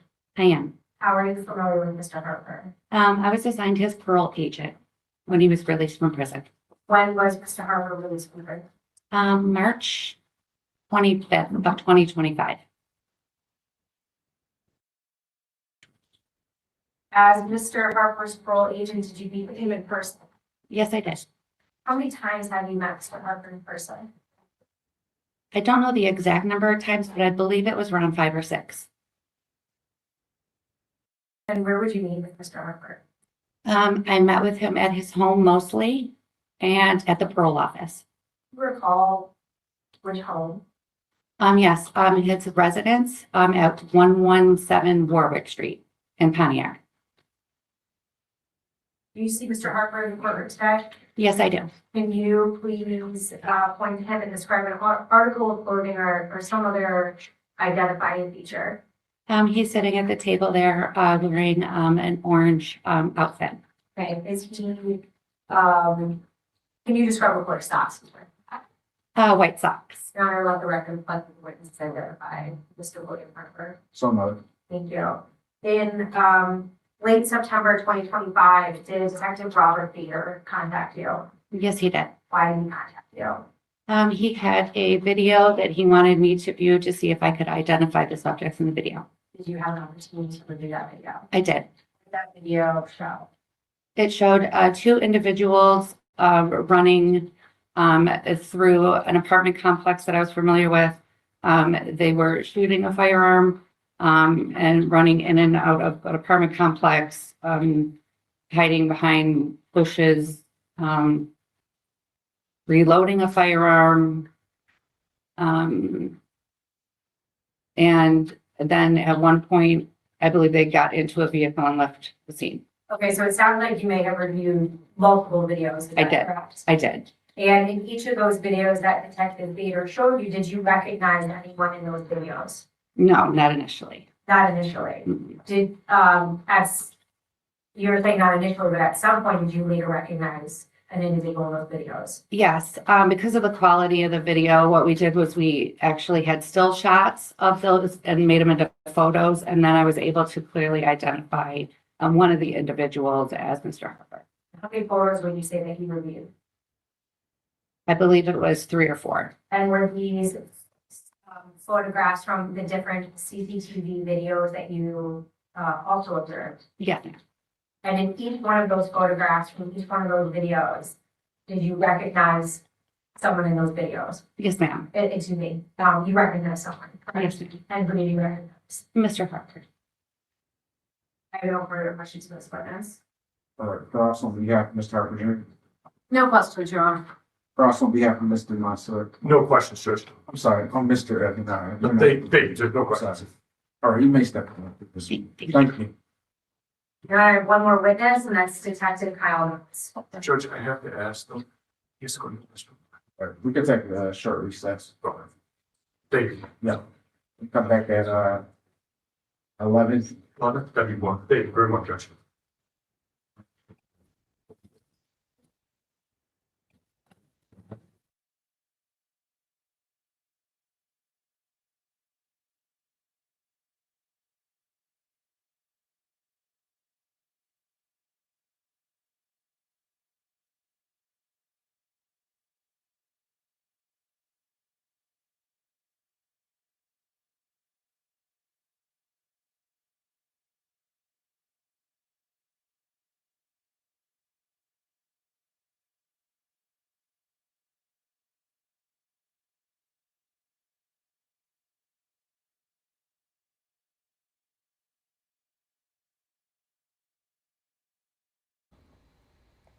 Okay, friends, it looks like we've gone mute.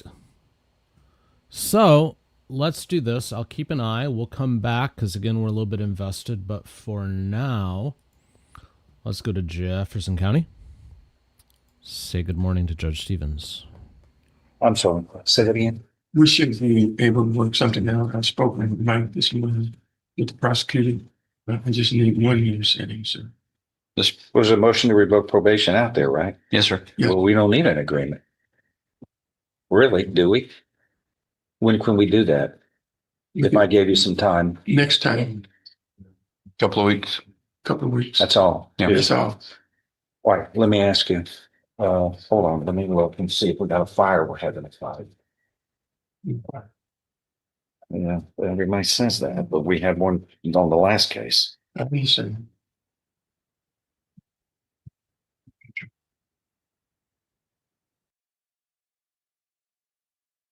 Ms. Carmen, Yeah. there's a motion to revoke probation. You're on probation for aggravated robbery and alleges that you committed an offense over 2 years ago. Yeah.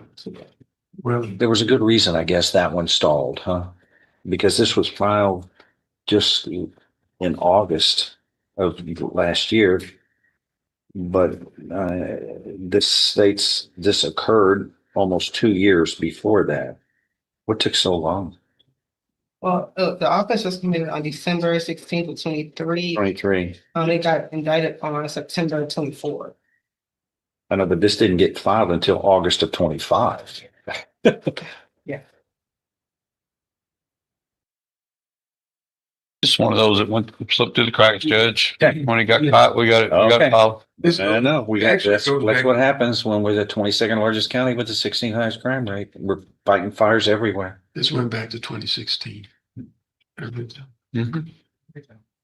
No, yeah, she's been on probation since Yeah. 2016, but But we should, Your Honor, we should be able. here's what's going to happen. I'm going to reset this for 2 weeks. Either there's an agreement or we have a hearing. I'll make the decision. Okay. That's right. All right. We got to because those things Thank you, Judge. way too long. Okay. Thank you. I'll see. Thomas. Yeah.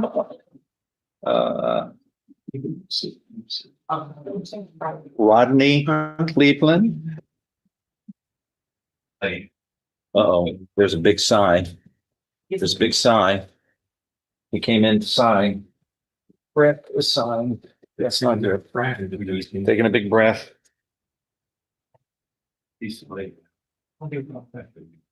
We're Rodney Cleveland? No, where is Mr. He's in custody. There's Mr. Cleveland. Very different ethics. Your Honor, on this one, we are still waiting on the new drug case. I'm not sure what's taking the lab so long. We have checked on it multiple times. You're talking about this February 6th of a year ago? Yeah, it's my understanding that it's still coming according to the people that I've checked in with. I just don't know why it's taking so long. Where's the problem? Because this is abnormal, and there he is sitting around languishing. He's in the twilight zone. We got to move forward one way or the other. I mean, this thing was filed in May, and we still don't have. I believe we're waiting on the labs for the drugs. I'm not. Can you find out for sure? It's kind of important because if there's a delay, I'd like to know from the lab why. Because this is too long. Okay, I can speak to the lab. I know they move it. They got a lot. Yeah. But motions to revoke, we're in the twilight zone. Those are important. Turnover at the lab too, Jeff, so trying to meet people. How long have you been in custody?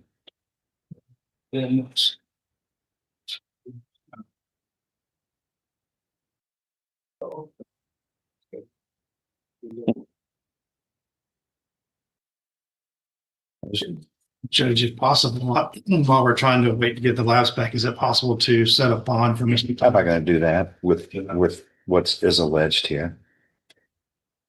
I'm sorry?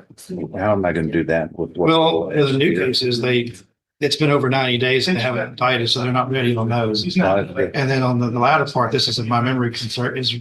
This is what happens. This is a deferred. They're going to ask, and the court's got to consider whether he should be now released. And we know what is happening. He's got a job waiting for him, Judge. He will be in attendance.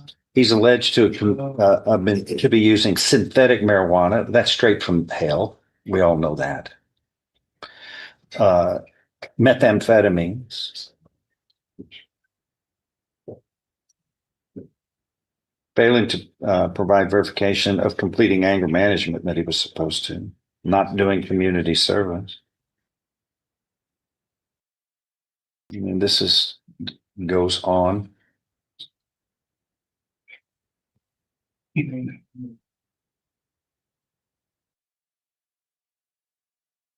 There is something I am curious about.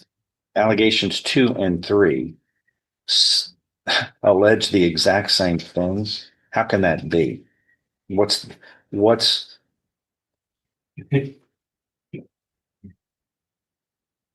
Your Honor, I believe that it's. What's the distinction between those two? They're both. He admitted to using illegal drugs, synthetic marijuana, to the police, and then illegally possessed synthetic marijuana on February 6th. Y'all carved out 2 allegations. What's the difference between?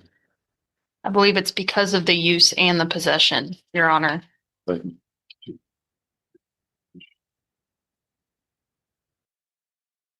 Condition 10 of this probation was do not use or possess. And according to this, he used and possessed. It's alleging word for word, almost the same thing. I was just trying to figure out what you're calling out of those. In both of those state, he possessed synthetic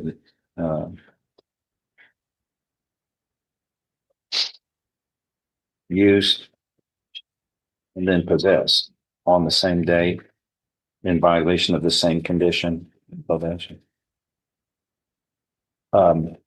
Here's the issue is you have in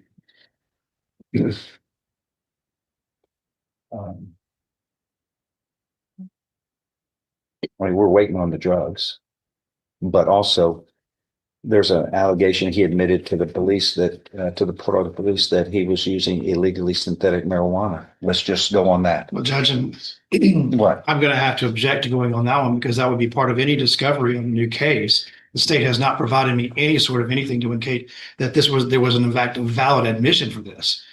This is simply someone pleading that he said he admitted to it. And I don't know that anyone in this courtroom can verify or testify to the fact that he said anything. Well, can we? That would be part of the new case. We don't have the new case. I'm going to set this for a hearing on 2 weeks. Okay. And get him whatever discovery we need. And if we can't get the results, we'll go on what we can because this is language too long. Can we have a bond in the middle? No, Judge? No, sir.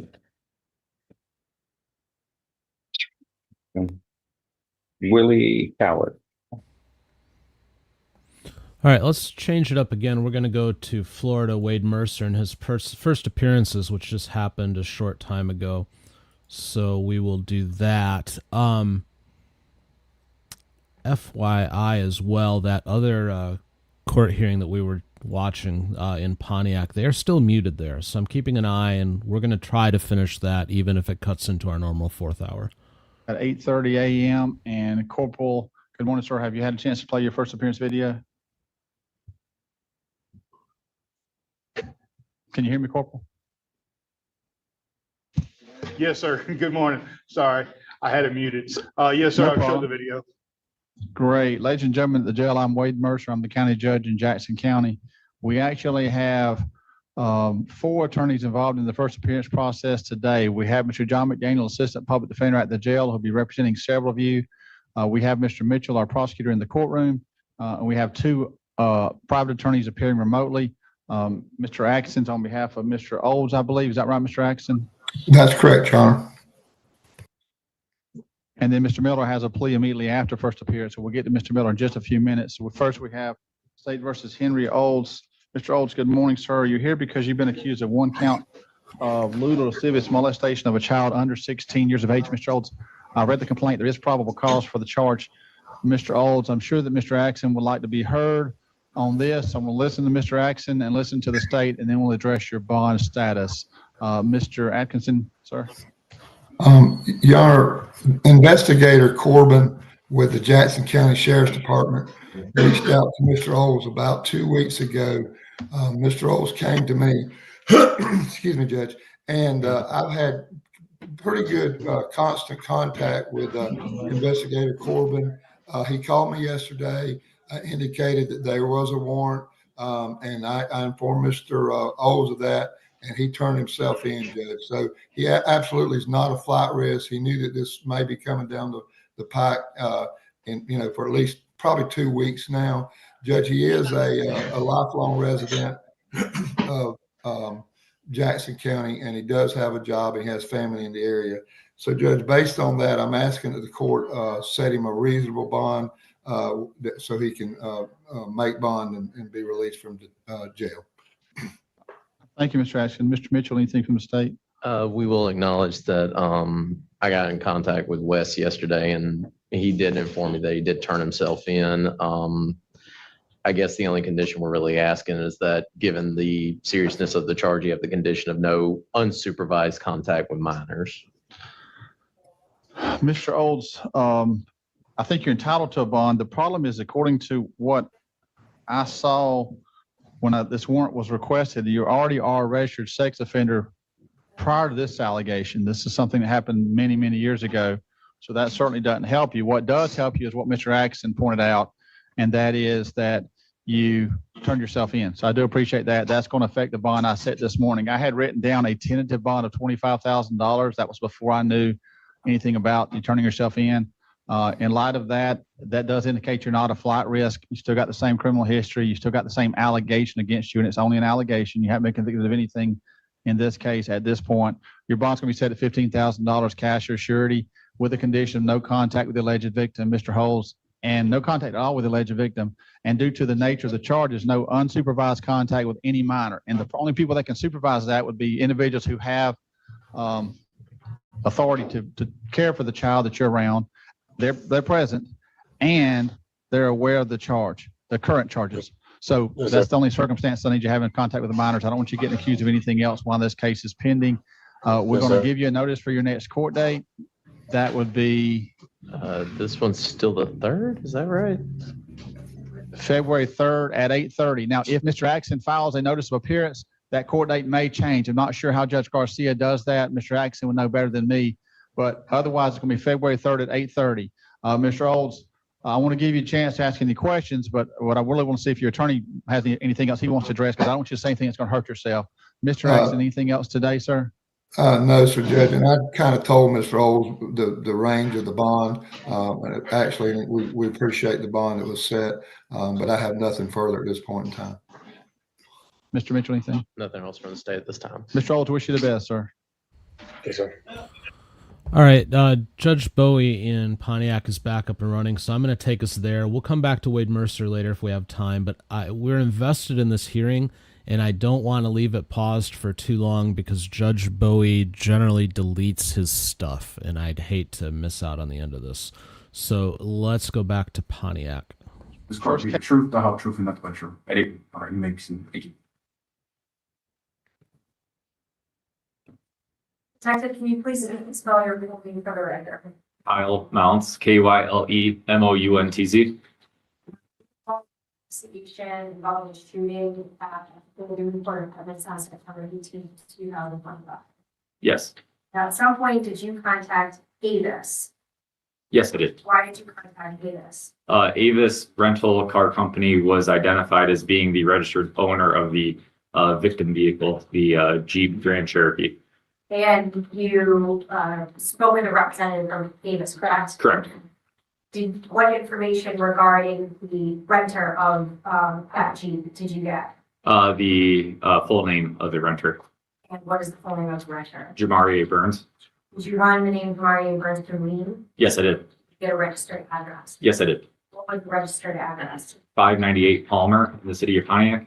And you eventually recovered the Jeep that was involved in the shooting on September 18th, correct? Correct. And where was that Jeep located? It was located, it was in front of the area 638 Palmer. It's all in the Lancaster apartment complex. That is close to Jamari Burns, correct? It's within a couple blocks, yes. What, if anything, did you observe about the Jeep? I observed that it had apparent damage to it that appeared to be from projectiles such as bullets. How many bullet holes were there in the vehicle? 4. Where were those bullet holes located? There was one in the front bumper about center. There was another one towards the lower of the windshield, in the center of the windshield. And there was 2 to the driver.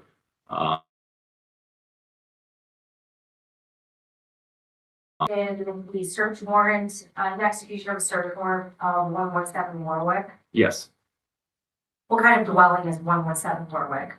it's a single-story ranch style home.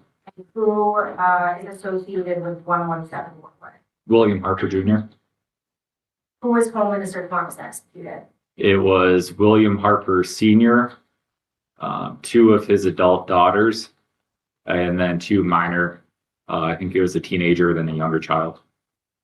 And did you locate any clothing inside the home that was determined to be of evidentiary value? Yes. Where did you locate? A black pair of Timberland boots. And why did those black pair of Timberland boots appear to be of evidentiary value? From Screenshot images from the Newman apartment complex incident from the shooting. It appeared that William Harper was wearing a pair of boots that were consistent with black Timberlands. No further questions for this witness. All right, cross on behalf of Mr. Harper. And your primary role then for this investigation was supervising the search at the Warwick address, correct? For that date, that was something I did, yes. Okay, but you didn't observe the shooting on September 18th, did you? I've seen some of the footage, but nothing in the entirety or like be able to analyze it. That was not my role. So at 1117 Warwick, this is not the address where the Taurus handgun was found, correct? Correct. And at this address, the firearms that you found were locked under William Harper Sr.'s bed, is that correct? Correct. And that safe was opened by William Sr. with the key from his keychain, is that correct? That's correct. And when Mr. Harper Jr. was arrested, he did not have on his possession a key to that safe, did he? I don't know. I wasn't with him when he got arrested. And from your knowledge now of the case, do you have any reason to believe that Mr. Harper Jr. had a key to that gun safe? I have no knowledge of that. Do you have any evidence that would suggest that William Harper Jr. purchased either of the guns found at the Warwick address? No, I do not. And you collected DNA swabs from, it was a Glock and a Ruger that were found there? Yes. Did you collect DNA from those? Yes, I did. And there is no, at this point, there's nothing connecting as far as DNA for William Harper Jr. to those weapons, is that correct? I don't have that answer. Not as being the officer in charge, I'm not aware of any lab tests or results that were done. Understood. And then with respect to the boots, were those tested for gunshot residue? I don't have that answer there. I don't know. Thank you, nothing further. All right, I'm the deputy. All right. No questions. Thank you, Judge. All right, you leave it. No, Your Honor. All right, you may step back up. Thank you, Your Honor. All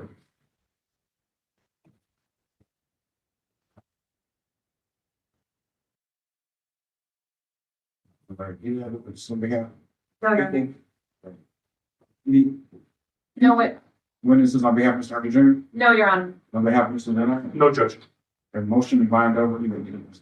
Your Honor, at this time, the people move to bind this case over as charged as it concerns both defendants, Mr. William Harper and Mr. Alante Denard. Really, this is about the AWIM itself. Stay here, okay, she's not fine. Yes, he should be okay. Thank you, Judge. Sorry. Really, this case is about the AUM and then the gun offenses really follow along. I think you can discern from all of the available videos that we saw that there were two individuals that appear to be both Alante Denard and William Harper. They are in the Newman Court apartment complex. We can see from those videos that are pieced together that two individuals, they have an interaction with Jamari Burns. They separate from each other. The shooters in that case get into the back of a Suburban and the front passenger seat, and they drive away. Jamari Burns also gets in a Jeep. He drives away. We have on video, we can see two individuals that appear to be both Alante Denard and William Harper. They get out of that vehicle. They walk north in the direction of where that Jeep is coming from that's occupied Jamari Burns. And then you can see from multiple angles that there were approximately 10 shots fired from two separate guns. We can see muzzle flashes from two separate guns, and we can hear about 10 shots being fired. I think as it concerns intent, at least in this case, you can easily discern that firing 10 bullet shots is enough for assault with intent to murder. We also heard from Detective Mounts that he later had an opportunity to observed the Jeep itself and saw multiple bullet wounds, bullet holes to that Jeep. So then really the question is, are those shooters in fact Alante Denard and William Harper? And I would argue that in fact that they are, that there's multiple pieces of evidence that demonstrate that those are the two individuals that were in that shooting. We have the testimony of Detective Nate Rogers that he testified that he observed multiple videos, the CCTV videos, and he recognized Mr. Denard having had previous interactions in the Newman Court apartments where he was on active duty. We also have the testimony from Mr. Harper's parole agent, Ms. Swan, who testified that she also had an opportunity to review all of the CCTV videos, and she determined that it was in fact Mr. Harper that was in those videos. She herself said that she saw Mr. Harper when she watched the shooting take place, as well as when they were running throughout the Newman Court apartments. We also have the testimony from Detective Bader, who he pieced those videos together. He really put a timeline down as from when the shooting occurred to really much that hour that preceded that. And from those videos, we can see that these two individuals were together the entire time. From their interaction with Mr. Burns all the way through the shooting, and then when they're running throughout the Newman Court apartments, and then eventually they get back into that same Suburban and they drive away. There was also a firearm that was collected from Mr. Harper's home. And we can see from the direct comparison in this case that there were 10 shell casings that were recovered. And we know that at least 8 of the 9 shell casings were recovered, matched that Taurus firearm that was collected. So we know that he at least was involved in the shooting, and then we also can identify Mr. Denard as one. He also admitted that he himself was present with Mr. Harper that day, and that he knows Mr. Harper, and identified himself as being adjacent to another individual who has been identified as Mr. Harper. So I think, Your Honor, if you look at all of this evidence, understanding that we don't have a victim here today. However, I don't need a victim for assault with intent to murder. We can clearly discern that there was an assault to murder Jamari Burns based on the number of gunshots that were fired and the manner in which those gunshots were fired, as well as that initial interaction between them where there was some sort of argument that took place. And then after the AWIN, there are those accompanying firearm-related charges. So as it concerns Mr. Harper, there's that felony firearm third.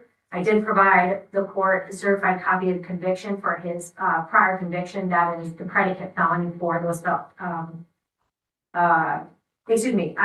for the felony possession, Your Honor. But this is a felony firearm third offense. We know that he had a firearm.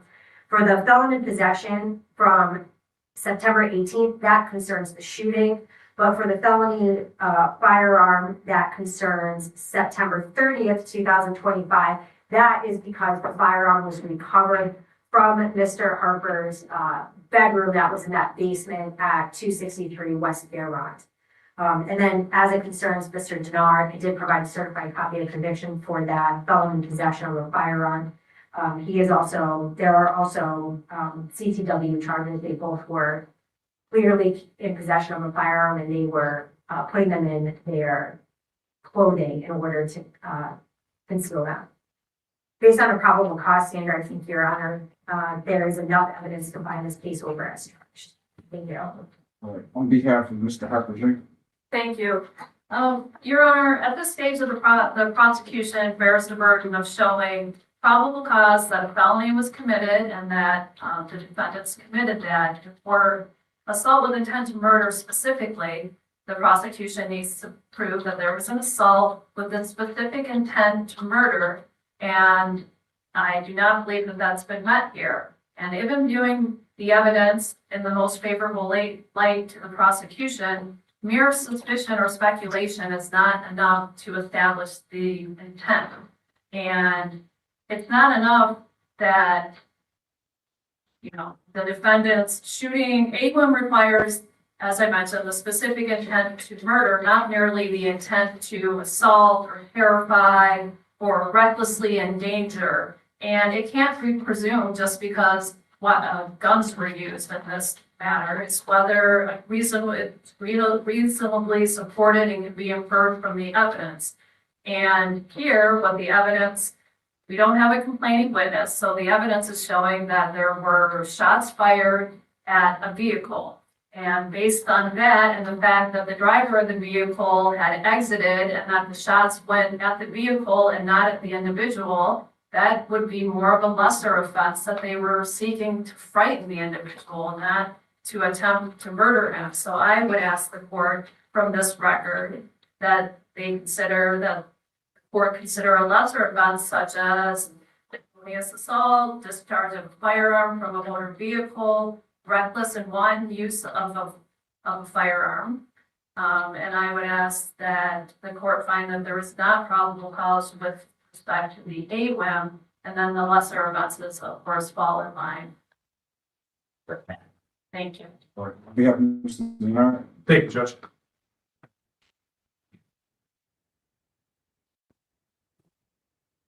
And I don't go with Sister Council's statements with regards to this.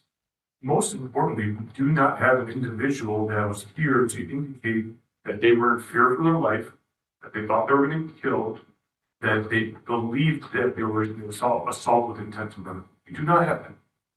What we have is a situation where a gentleman stops a Jeep in the middle of the road where two people are walking, gets out of the Jeep, and then you hear shots fired.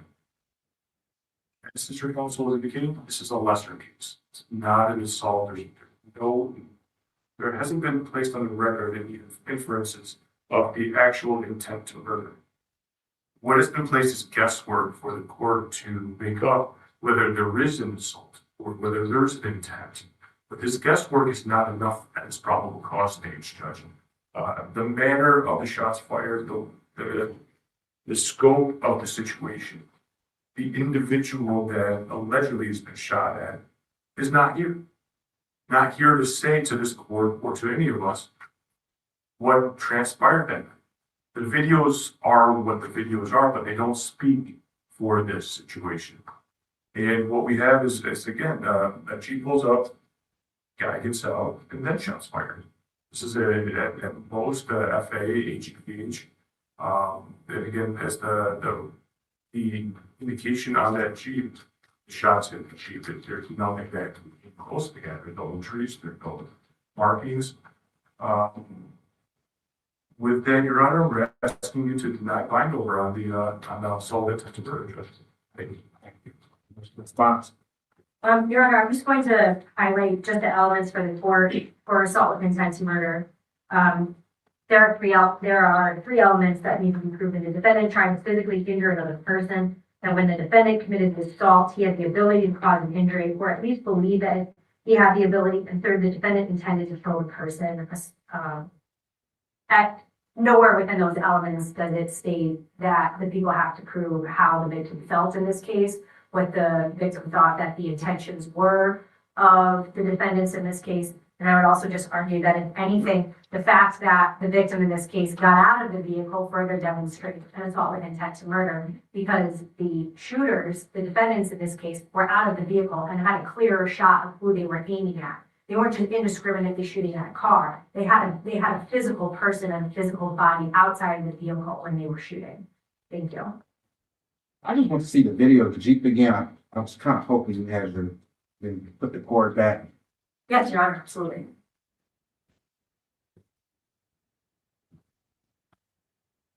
Sorry. No, I was premature in putting this away. I'm so sorry.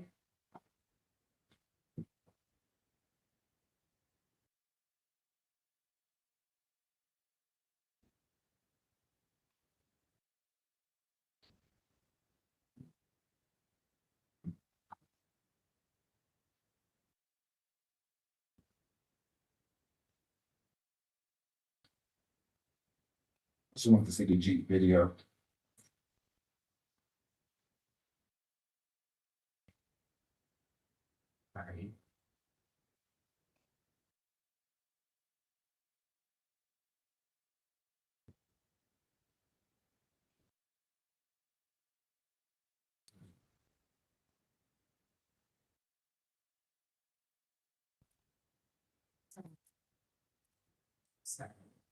Yeah.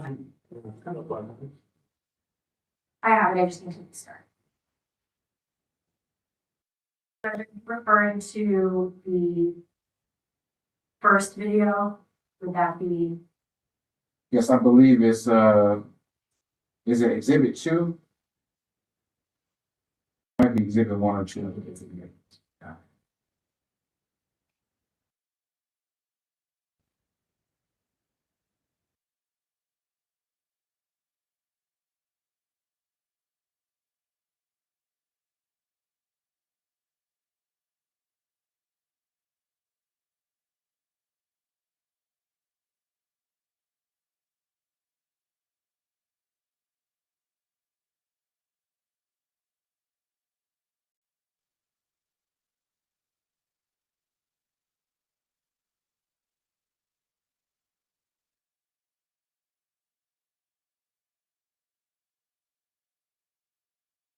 Would you like to review our videos? Jeep is that, it's the Suburban's on the other side of that. That is correct. You're Yeah, on. you see the Suburban.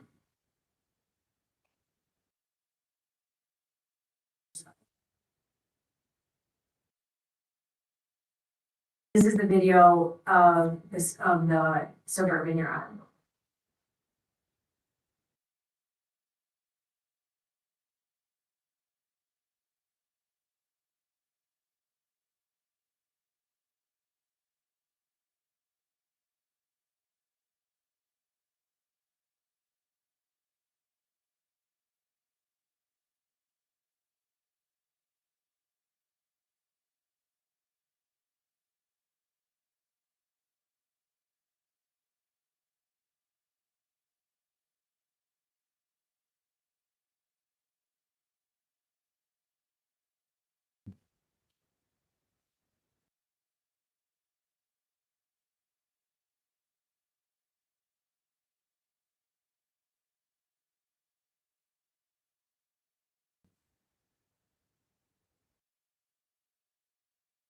So.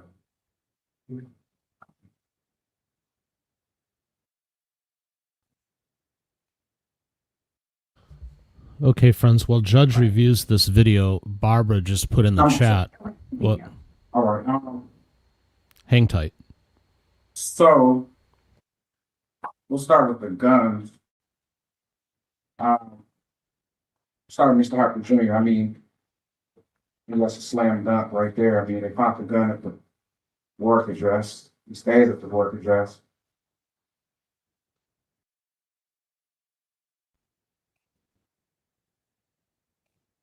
It was found in the basement. There was information in the bin with his name on it. He's a felon. So even if he's walked on everything else, he still is a prohibited person in possession of firearm. That's felony firearm third is a mandatory 10 years. So I think he can be bound over on that. There's not much argument need to be made. I think the record is unequivocally clear on that. As far as the carrying concealed weapons, as far as the September 18th date, I noticed from both arguments from the defense, they are basically saying the defendants had a gun, the defendants fired a shot, but they never said, any of them, that in reviewing the evidence, that Mr. Burns fired a shot first at them. And so there's no self-defense claim there. And so as far as the attempted murder, it is true you don't need to complain in an attempted murder case. That is the instructions we give jurors at jury trial. So no one needs to come in and say someone tried to kill me. Circumstantial evidence, which all of this is enough to convict as if it was direct evidence, or it can convict with circumstantial combined with direct evidence. So this is clearly a circumstantial evidence case without Mr. Burns' testimony, but I think the videos are pretty clear. And then two, you have Agent Swan, who has nothing to do with this outside of the identification of Mr. Harper Jr.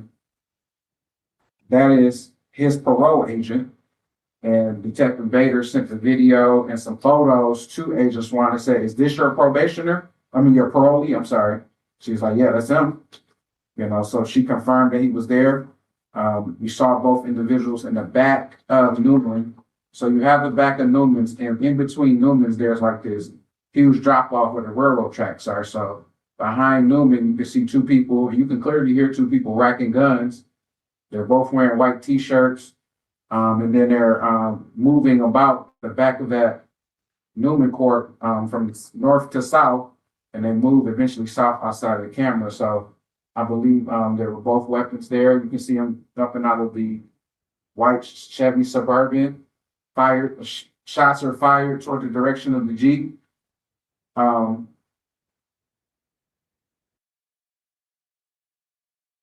Also, yeah, the prohibited person, Mr. Harper's a felon, should not have had a weapon. So both of the prohibited persons will be bound over with the felony firearm third. Same with Mr. Denard. He was not allowed to have a weapon. He was a felon. So that'll carry over along with the felony firearm second, which is mandatory 5. The carry conceals will go. They both were concealing weapons inside the white Chevy Suburban. And also, 10 shots to the driver's side of the vehicle. I believe she said it was the front bumper. There was a shot to the windshield. And there was 2 shots to the doors. I don't know what's more clear.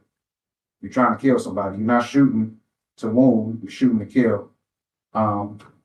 And so I just think there's enough evidence to send it over to judge or jury to determine whether they're guilty or not. But I believe the prosecution met their burden of the probable cause standard as charged here at the 50th District Court. And so it will be sent over to 6th Circuit Court as charged on both individuals.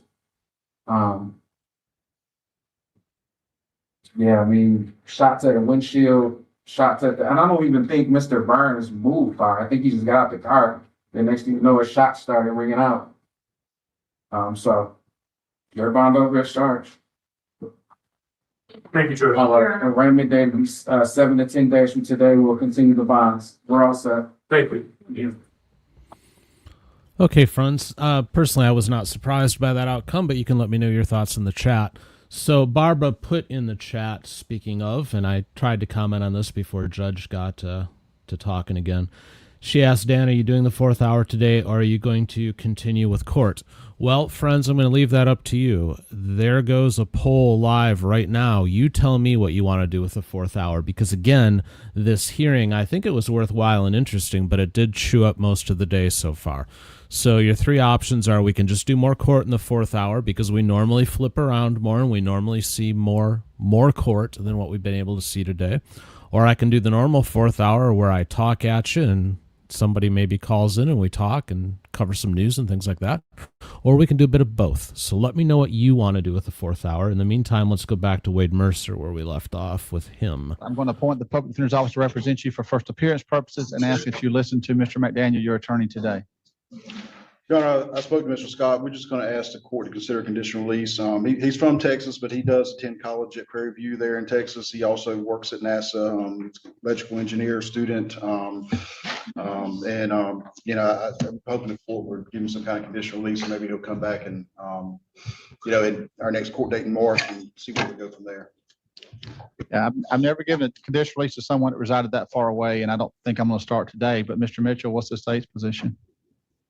We'll leave it up to the court to make that final decision on that, but the only thing we really request is that he have the condition of no possession or consumption of alcohol. Mr. Scott, your bond's $2,500 cash or surety. That's a standard bond for DUI. I just don't think a conditional release is appropriate for someone that lives at least 12 hours away from here. You have no local ties.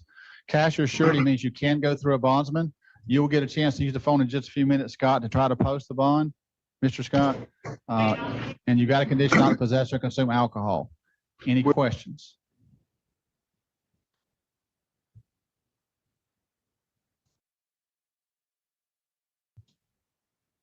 Yeah. And Judge, I guess I don't think it's going to change anything, but I'll let the court know that Mr. Scott, he you know, he resides permanently in Texas. That's where he goes to school with, but currently he is residing in Florida because, you know, I guess in around Orlando area, I guess there where NASA is, because he's doing an internship there, working for him. So I mean, he is, you know, in the state of Florida. I'm not gonna say locally, but he is in the state of Florida. But I don't know if that changes anything. You've got the bond I've set. That's a reasonable bond for the charge you're accused of and considering the evidence against you and the breathalyzer that you allegedly blew. You'll get a chance to use the phone in a few minutes, sir, to try to post the bond. Mr. Scott, the jail's also going to give you a notice for your court date, and that would be February the 2nd. March 2nd. March 2nd at 9 a.m. needs to be his notice, date, and time, please, Corporal. Mr. Scott, wish you the best.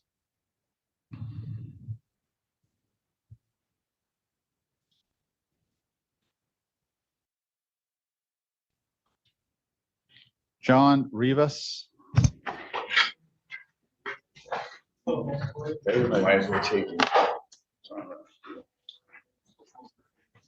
Mr. Rivas, good morning. You're here because you've been accused of one count of driving with no valid driver's license and one count of operating a motorcycle with a motorcycle endorsement. And Mr. Rivas, it appears you're on probation out of Holmes County. I'm going to appoint the public defender's office to represent you and ask that you listen to Mr. McDaniel, your attorney. Your Honor, I spoke to Mr. Rivas. At this point in time, he's going to plead no contest to the charges as listed. The understanding he'll be sentenced to 60 days in the county jail. He'll have 1 day jail credit. There'll be a $400 fine. Hopefully he'll work it off while he's in the trustee bay. He has signed his plea waiver form, waives his right to jury trial and call witnesses. Thank you. Mr. Mitchell, is that agreeable with the state? It is, Your Honor. And what's that Holmes County case? 2 cases, 22-524, 23-101. And I'm not sure where he's being supervised out of because he's got a Mariana address. So he may have a Mariana supervisor, but it's a Holmes County case. Okay. Mr. Rivas, could you hear that plea agreement, sir? Yes, sir. And is that the plea that you would like to enter, Mr. Rivas? Yes.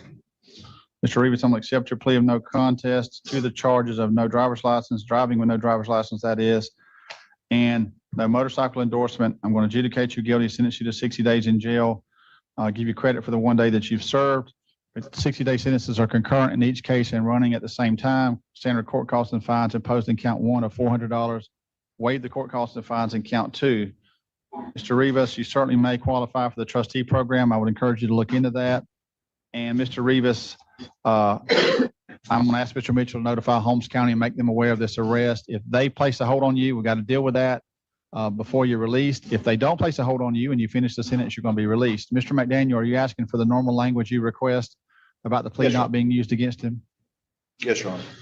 Mr. Rivas, I'm going to put it on this plea form as part of this plea agreement. This is kind of a standard language we use. What you're doing today, this plea agreement cannot be used against you in your VOP. If the state wants to do that, I would allow you to withdraw your plea today and start from scratch. They still may use the incident by calling the officer or others to try to prove this if there's a disputed VOP, but they can't use the plea. I don't want you to sit there for weeks and weeks because they're going to use the plea against you. So that's how we avoid that happening. Mr. Rivas, I wish you the best. Any questions, sir? Oh. Have a good day, sir. We have Austin Thomas next.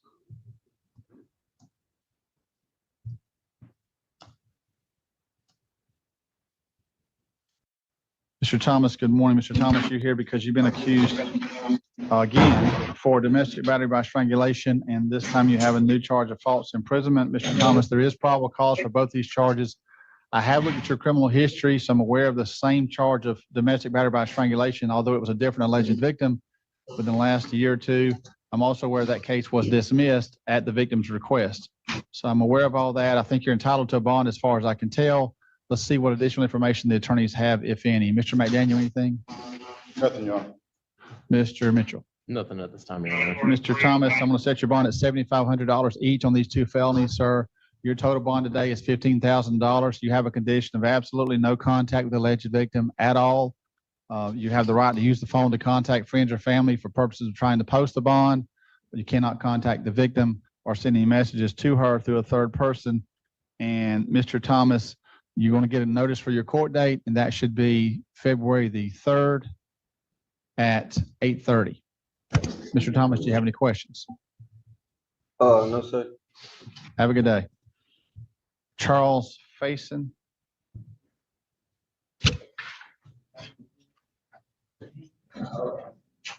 Mr. Faison, good morning. You're here because you've been accused of one count of battery second or subsequent offense. Mr. Faison, there is probable cause in the complaint. The criminal history is concerning because the Department of Corrections website shows that you've been to prison 4 times. Is that accurate, Mr. Faison? Yes, sir. Okay, so I think you're still entitled to a bond. It's just that's going to prevent me from considering any other types of option other than a bond. So let me see what the attorneys have, and then I'll set that bond. Mr. McDaniel. Your Honor, I don't think we have a whole lot, but I mean, the history is what it is. But Jake, if y'all received word from the victim in this case, I guess. And not yet. We haven't heard anything from her yet. Okay, all right. So just we'd ask for. So, Mr. Faison, your bond's going to be $10,000 cash or surety. You also have a condition, no contact with alleged victim, and that means no contact at all. You're entitled to use the phone, sir, in a few minutes to try to post the bond. You also will get a notice for your court date, Mr. Faison, and that should be February the 3rd in circuit court at 8:30. Mr. Faison, do you have any questions? No, sir. Wish you the best, sir. After Mr. Faison, we have George Konikoff. Mr. Mitchell, you want time to look into this one? Yeah, just bond for today, and we'll look more into it. Does Mr. McDaniel know that? No. Mr. McDaniel, Mr. Mitchell's wanting time to look into Mr. Konikoff's criminal history. The other problem is that the officer doesn't tell the value of the everything in the wallet. He tells the value of the defendant allegedly tells the value of some cash that was supposedly taken, according to the complaint, but there's nothing about the value of anything else. So restitution is absolutely unknown because the complaint's just not very thorough. But I think Mr. Mr. Konikoff, as far as I can tell, he's entitled to a bond. But the state's not wanting to make any kind of offer today. Is that right? Not today. We'll review it a little bit more before his arraignment date, and we'll go from there. Okay. So Mr. McDaniel, for bond purposes, anything from the defense, sir? I mean, I don't know if the state looked at it. I mean, he's a homeless man that, It's a little confusing. It's a little confusing because it says he's homeless, but then it says he works there. So it says transient, and then he's homeless. He lives in the woods there, and he works at TA. I mean, he walks over there to TA and works. I mean, he's a homeless guy, and he's alleged taking someone's wallet that the guy left on the. I understand completely the reserve on restitution to find out how much is owed, but I don't know if anything else is strange about this case. But well, the difference is whether it's a second and first degree misdemeanor. The officer charged him with a second degree misdemeanor, but the criminal history clearly shows a prior theft. So it could be a first degree misdemeanor. I don't know if the officer was aware of that and chose to file it as a second, or if the officer was intentionally if he didn't look at the criminal history. But if Mr. Mitchell wants additional time, I think he's entitled to that. I think your client's entitled to a bond, though, as far as I can tell. I don't disagree with any of that, Your Honor. I mean, do you want more time to look into it, Mr. Mitchell? Yes, Your Honor. Okay. Anything from the state bond wise? Nothing as it pertains to bond. Mr. Konikoff, I'm going to set your bond at $5,000 cash or surety based upon your criminal history. We'll see you at your next court date, if not before. But Mr. McDaniel stays on top of his cases very well. So I may see you before then. Your regular court date will be February the 2nd at March 2nd. March 2nd. And that's kind of strange that y'all and felony have different cutoffs. Yeah, cutoff was yesterday for misdemeanors and cutoff for felony today. But the cutoffs are 1 day apart? Yeah. That 1 day makes that big a difference, huh? Just like the 1 day off for the arraignments both days. So they'll give you a notice for March the 3rd, but I very well may see you before then. I'm asking Mr. Mitchell to notify your attorney just as soon as he's had a chance to make a charging decision. Mr. Konikoff, do you have any questions? No, sir. Wish you the best, sir. There is a condition of no contact with alleged victim, Mr. Konikoff. We have Mr. Olds we've already seen. Caleb Sherman is next. Mr. Miller, we only have, I think, this may be the last case before yours. Mr. Sherman, good morning. Mr. Sherman, you're here because you've been accused of 1 count of possession of methamphetamine, 1 count of possession of drug paraphernalia, a possession with intent to distribute methamphetamine, and a driving while license suspended or revoked knowingly. Those are the 4 charges you're accused of. So I have read the complaint this morning. There is probable cause. I've also looked at your criminal history, which is not bad. There's a violation of a PTI, but it doesn't show me the disposition when you went back to court on that charge, but that's the only thing that's on here. So I think you're entitled to a bond. Let me see if I'm missing anything. Mr. McDaniel, anything on behalf of Mr. Sherman? No, Your Honor. Mr. Mitchell? We just request he be subject to random UAs. Mr. Sherman, you're not on bond now, correct? I mean, you're not on probation now, are you? No, sir. Mr. Sherman, I'm going to set your bond. The most serious charge is that possession with intent to distribute. That bond's going to be $10,000. The methamphetamine is the same methamphetamine. Now, I researched that this morning, and the case law says that you can charge both. I don't know the state normally does, but you could. So that's going to be a much lower bond because it's the same substance, the exact same methamphetamine. You're charged with possession with intent to distribute it, and you're charged with possession of it. At one time, you couldn't do that, but the most recent case I found says that you can out of Florida. So your bond on that possession of methamphetamine is going to be $1,000 because you've got the bond for the same substance. Drug paraphernalia and the driving license suspended will be $2,500 each. When you add those together, and I didn't write down what I said on the $16,000 cash or surety, Mr. Sherman. You do have a condition of random urinalysis, sir, because it's a drug offense that you're accused of, and you will have the right to use the phone in a few minutes to try to post a bond. They will give you your notice at the jail for your court date, which should be February the 3rd at 8:30. Mr. Sherman, do you have any questions? No, sir. Wish you the best, sir.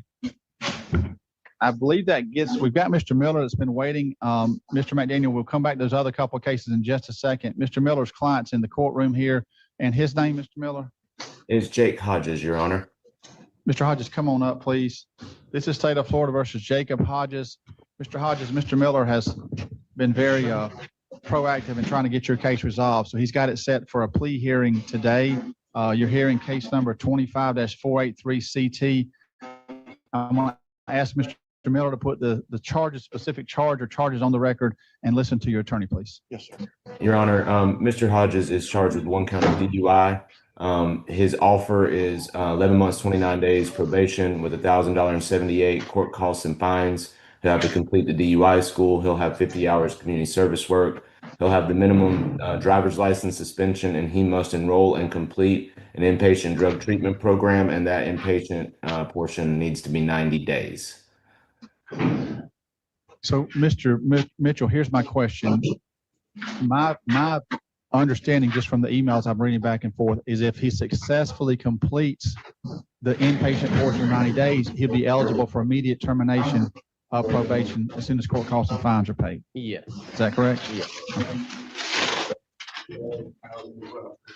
Wait, say that again. Okay, so look. So I don't know if you can hear. I'm gonna make sure he can hear you, Mr. Goodson. Mr. Goodson wants to make sure we're all on the same page, Mr. Miller. So so that's a great point. Can I say something real quick? Corporal Campbell, can you mute the mic out there? I'm sorry, I'm getting a lot of feedback and I can't hear Mr. Miller. I apologize, sorry. No problem. Thank you, Corporal. So Mr. Goodson wants to make sure that what the conditions are you've got to complete before you get probation, before you get off probation. You clearly got to do the 90-day inpatient drug treatment. You clearly got to get the court costs and fines resolved. Okay. You also, by state law, have a condition that you do 50 hours of community service work. I'm going to give you credit for that for being at the program as long as you complete the program. Yes, sir. So you won't have to do the community service. But what you will have to do is enroll in DUI school, complete DUI school to get off probation early. Okay? Yes, sir. Is that, I know that we may not talk through all of that in these texts. I'm not sure if you're aware of all of that. Does that bring any questions to your mind or any hesitation in entering this plea? No, sir. Mr. Miller, any concerns that you have about those clarifications at all? No, Your Honor. So I have no problem you getting off early. I have no problem because you're doing the 90 days. I have no problem you getting off on day 91 as long as you have got the other things done. And the problem is you can't do the DUI school until you get out of the program. So you're going to get out of the program, take care of the court costs and fines as quick as you can, get the DUI school taken care of, and then you're going to be eligible to get off probation immediately when those things happen. Can the fine money, can that come out of the cash bond? If there's a cash bond, we have to take it out. So how much is the cash bond that was posted? $5,000. Okay.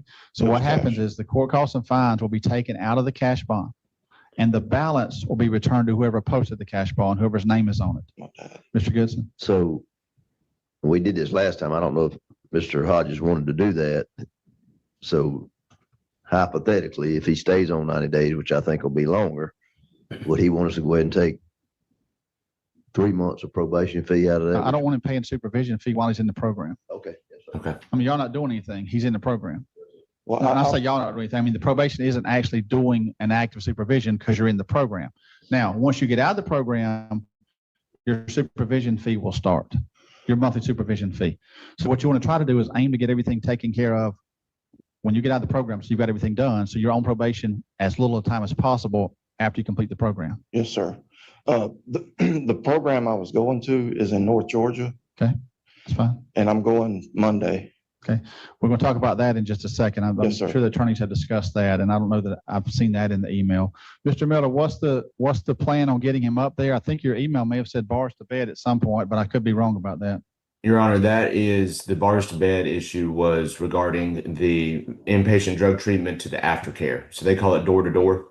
So once he's done with the first 45 days of inpatient treatment, he will be door to door transferred to the aftercare facility that's also inpatient, which is somewhere from 45 to 6 days.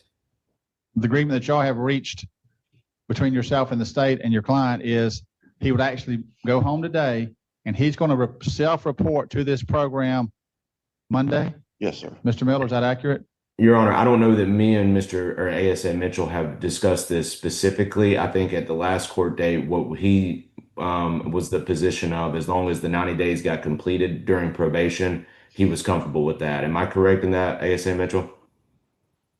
That is correct. I think just the issue is just him getting there, which And I don't have a problem with that. I just want to make sure we're all on the same page. yes. What time will you be reporting Monday? Will You have report time? Well, they're 24. She said that they're 24/7. I mean, I can come. I need a time. Oh, Because we're going to check and make sure you're there. yes, sir. Because that's going to be a condition that when you meet with the probation officer today, he's going to say, when are you going? What time are you going to be there? Because they're going to make sure you're there. Because if you Yes, don't go sir. to the program, that's going to violate your probation. Oh, yes, sir. I'm So going. what time do you have to be there Monday? Where's that in Georgia? It's in Monroe. I don't know where Monroe's at. Is that North Georgia? It's right outside of Atlanta. Okay, so it's 5-6 hours away. So, and you're going up Monday morning or you going Sunday and then be there Monday morning? We were planning to go Monday. We were going to leave early in the morning and Okay. he was going to take me up Who's there. taking you? Is that your father? My father. Is your dad taking you? Yes, sir. Okay. You want to say 3 o'clock? 3 o'clock Monday. 3 o'clock our time. Okay, so if we say 3 o'clock, that gives you time to get up there, get something to eat, get him situated, go to Walmart if you need to get stuff or whatever. And then I'm not, encouraging you to go to Walmart, wherever you want to go. I couldn't care less, but go, he may need socks or whatever, So 3 o'clock Central Time Monday, you have to be at the program. Mr. Miller, can you live with that? I can, Your Honor. Mr. Mitchell? That is agreeable with the state. I did also want to say that this agreement is the law enforcement officers that were involved in this are agreeable to this plea. And I appreciate you wanting to address any underlying issues that may exist, okay? Yes, sir. And is this the plea you want to enter? Yes, sir. All right, I'm going to accept your plea of no contest to the charge of driving under the influence. I'm going to ask that you sign this waiver of rights form. This form, Mr. Miller's probably explained to you already. I'm confident he has. This form waives your right to a trial.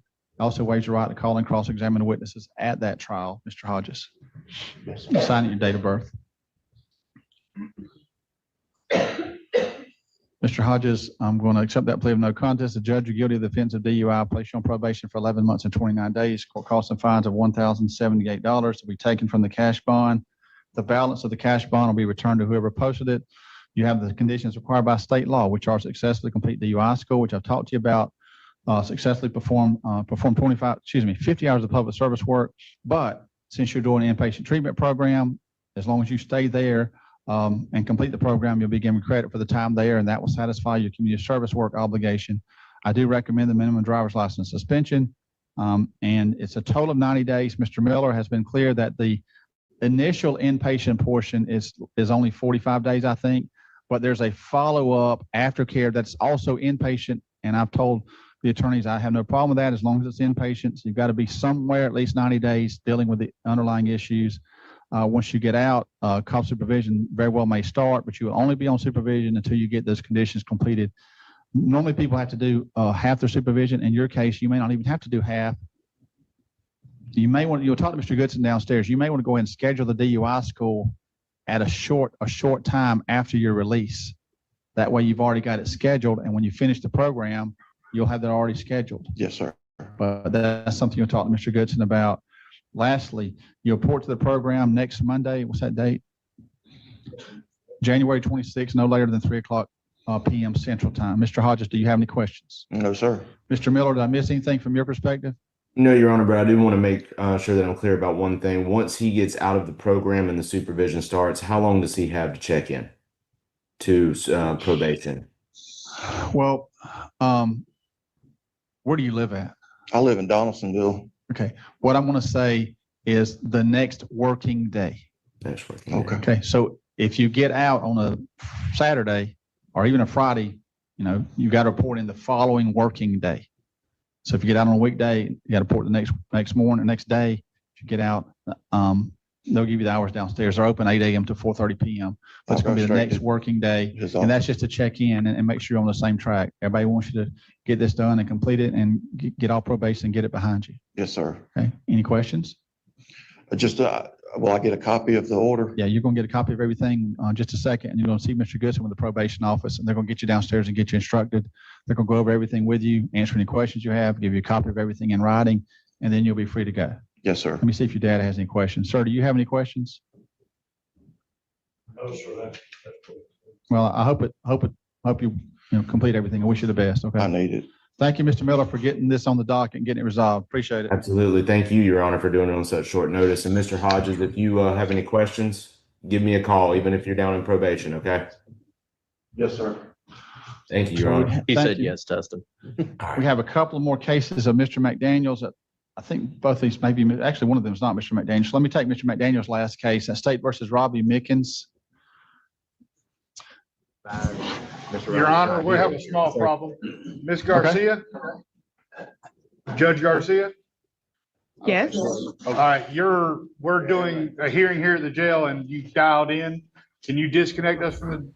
Sorry, got to interrupt because Lindsay steps in with 2 more $10 super chats to get us to the goal. We've never done a super chat goal here at TCF in the 15 months that we've done the channel. So I just wanted to try it and see what would happen because we haven't done it before. And the generosity has been amazing today. I really appreciate it.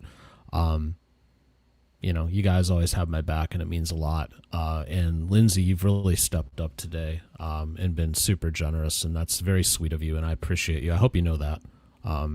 Very much appreciated. But as promised, in my hands, 1 can of chunk white albacore tuna. The cats love this. This will be their snack tonight. I'll try to catch some pictures or videos and we'll post those on the channel just as proof of following through. But again, your generosity has been great, as always. I mean, I've said it before, though. You guys don't owe me anything, but you're surely appreciated. And I just want to say thanks. So back to Judge. Your assets that total $350. Does that sound right, Mr. Mickens? Yes, sir.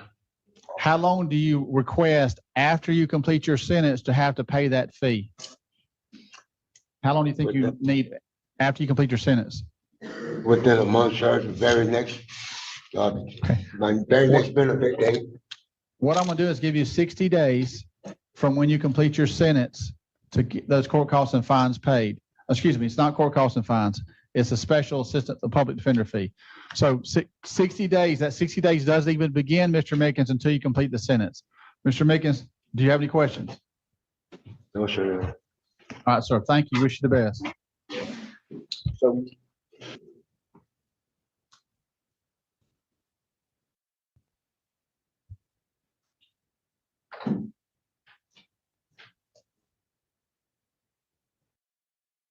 We have State versus Randall Pittman that Mr. Mitchell has requested to be added to see where we stand in that case. Mr. Pittman, your case is set for trial, and Mr. Mitchell's added you to the docket today to make sure that was still your decision, because I think the offer to you today would essentially be a time served offer. Yes, Your Honor. And that's why I requested to bring him back up, see if he wanted to go ahead and accept the time served offer. If not, we can just leave him on the February pretrial date and the trial date.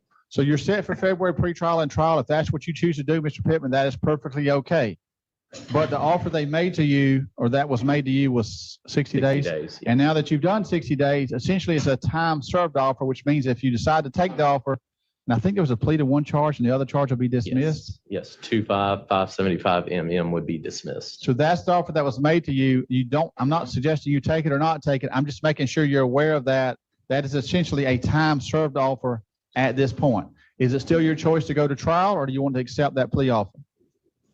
Well, at this point, I want to request counsel, because the state, they're not serving me with any documents.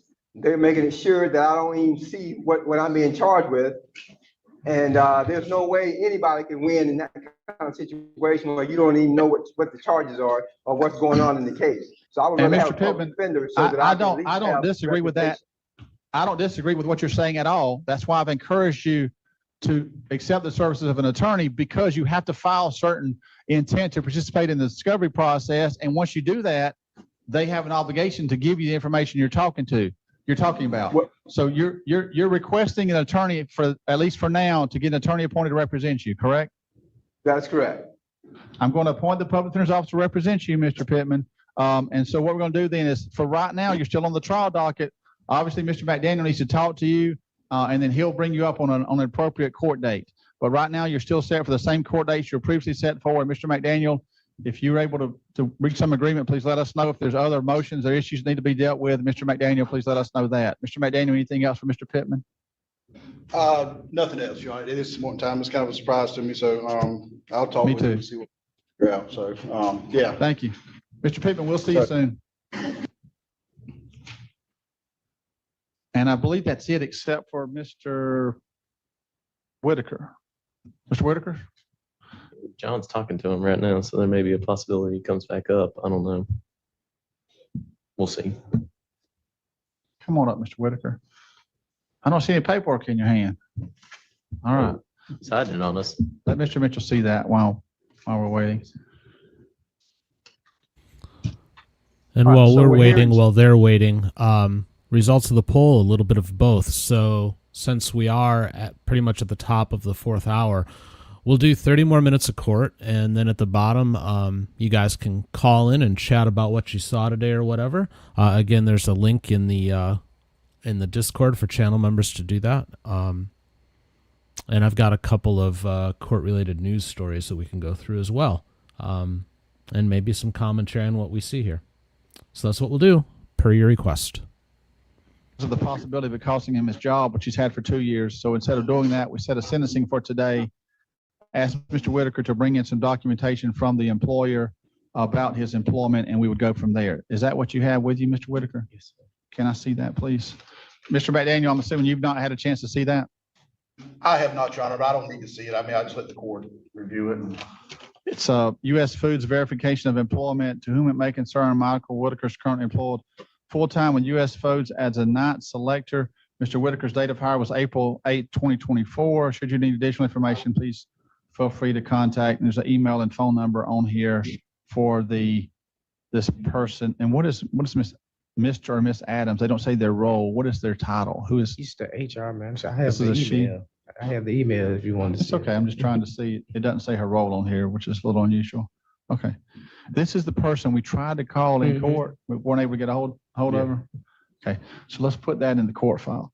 So Mr. McDaniel and Mr. Mitchell, to summarize my memory, I watched the video again this morning, but driving record's horrible, but most of it was older stuff. This was a 2020 case, 5 years old. He missed his court date. Warrant's been active for 4+ years. He gets arrested in a neighboring county, Madison County, perhaps? Madison County. For the same thing in Madison County. When he resolves that over there, either by bond or release, he sits there about 9 days, comes over here, gets a bond set, or at some point posts the bond, and then shows back up for arraignment. Procedurally, that's what the video this morning I watched seems to reflect. But Mr. McDaniel, as I said, someone's had a job for a year and a half. I wanted a little more information before I did something that may cost him that job. So Mr. Last thing is when he entered a plea, it's a first-degree misdemeanor he pled to, which carries a maximum penalty of a year in jail. The state's recommended offer before we knew anything about all that information and the employment was what, Mr. Mitchell? The previous 60. offer? Yes, sir. It was 60 days. Okay. All right. So, Mr. McDaniel, let me hear from you first. Anything you want to make sure I'm aware of or emphasize? I think we went over everything at the last hearing, if you recall, so I don't think it's a whole lot more. Just to let you know, he's got 9 days jail credit on this charge. And that's, I don't think there's anything else, Your Honor. We just asked the court to sentence Mr. Whitaker. Mr. Mitchell. Your Honor, I will clarify that the offer that I originally made, 60 days, at the time, the Madison County case was still open in the felony portion is what it is. Since then, it looks like it has actually been transferred down to county court over there. So that's the reason why I made that offer right there. I think you said he had 9 days credits. Is it still unresolved? It looks like it's still unresolved. It looks like he's been given a court date for 2/23/26. 9 days credits, what Mr. McDaniel, or he told us, he actually is the one that said that. Anything else? I mean, that's pretty much it for right now. So, Mr. Whitaker, you got a choice. Choice number one is to say, I don't want to do probation. I just want to go ahead and do my 60 days and get it over with, get credit for 9 days and do it. It may or may not cost you your job. You know that situation better than I do. Choice number two is to say, I'm going to do probation. If you take choice number two and I give you a shot at probation, and if you make it, it's great. Everybody's happy. But if you get probation and you don't make it, and there's a substantial violation, there's a high likelihood I would sentence you to more than 60 days in jail.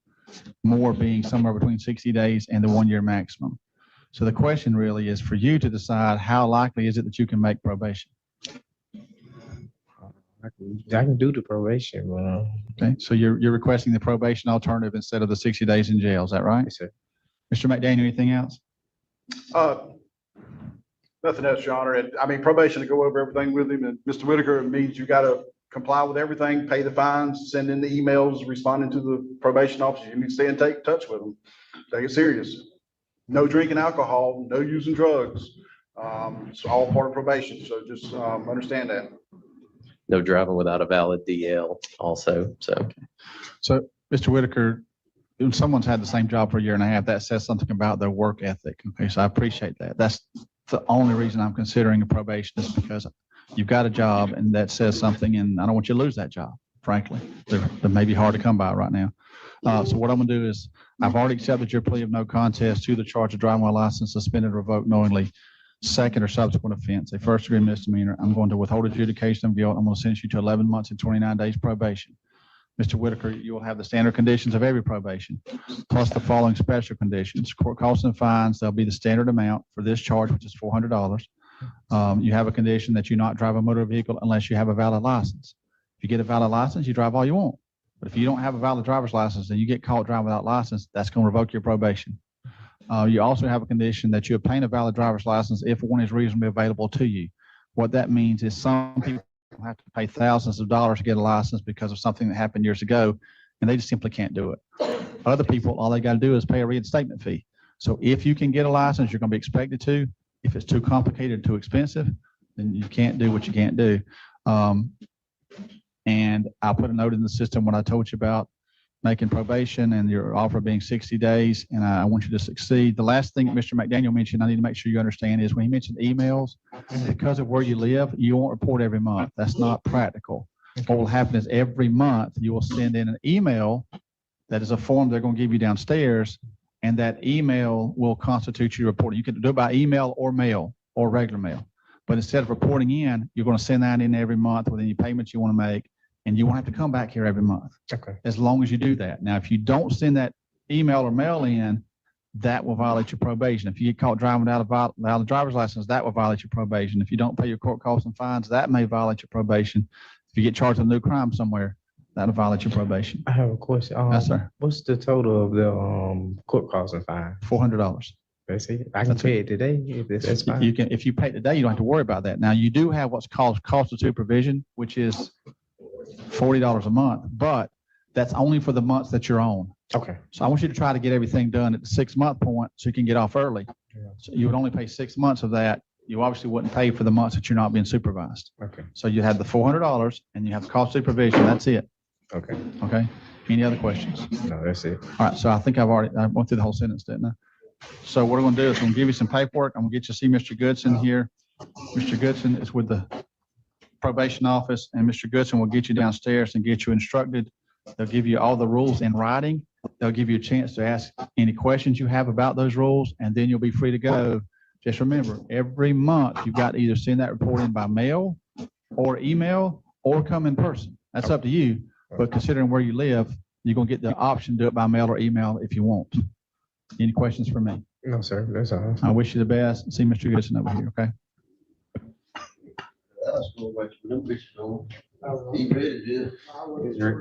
He's ready for that snowstorm. He works at the freezer. Oh, yeah, they got ice storm coming up there, don't they? Yeah.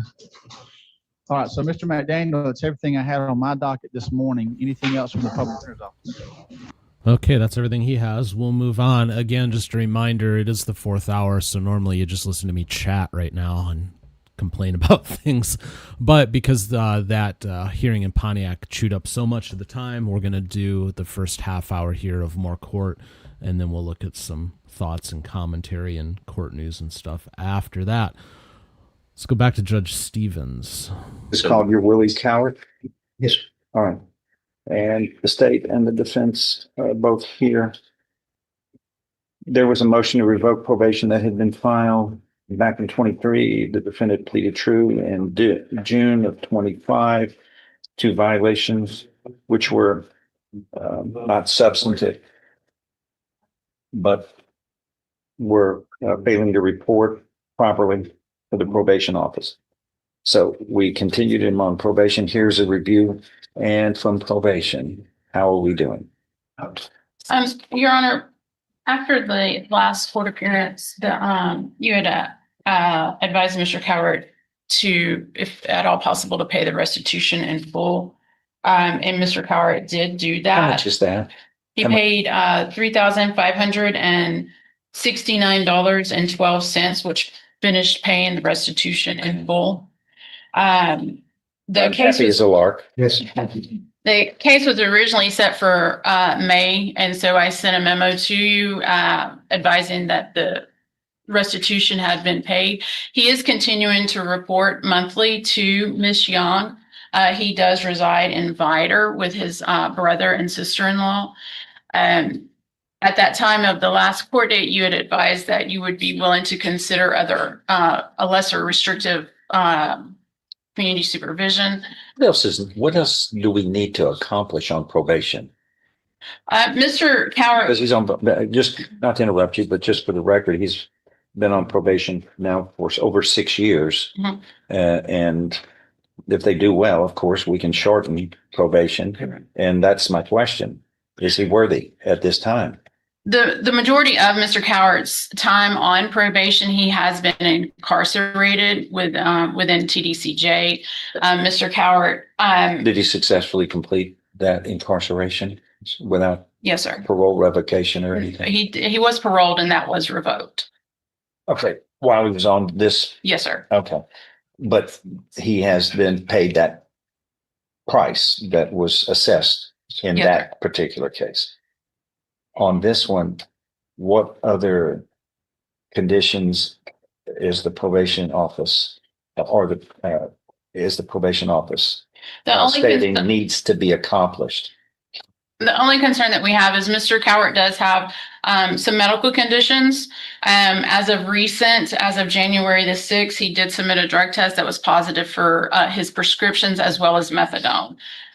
That's the only issue that I see at this point in time. We are prepared to, if you allow him to go on to an inactive probation, we can, we have an order of allowing that with some additional conditions such as reporting for random drug testing when requested, even though he is on inactive probation. The drugs that he's testing positive for, those were not the prescribed drugs? Not methadone, Your Honor.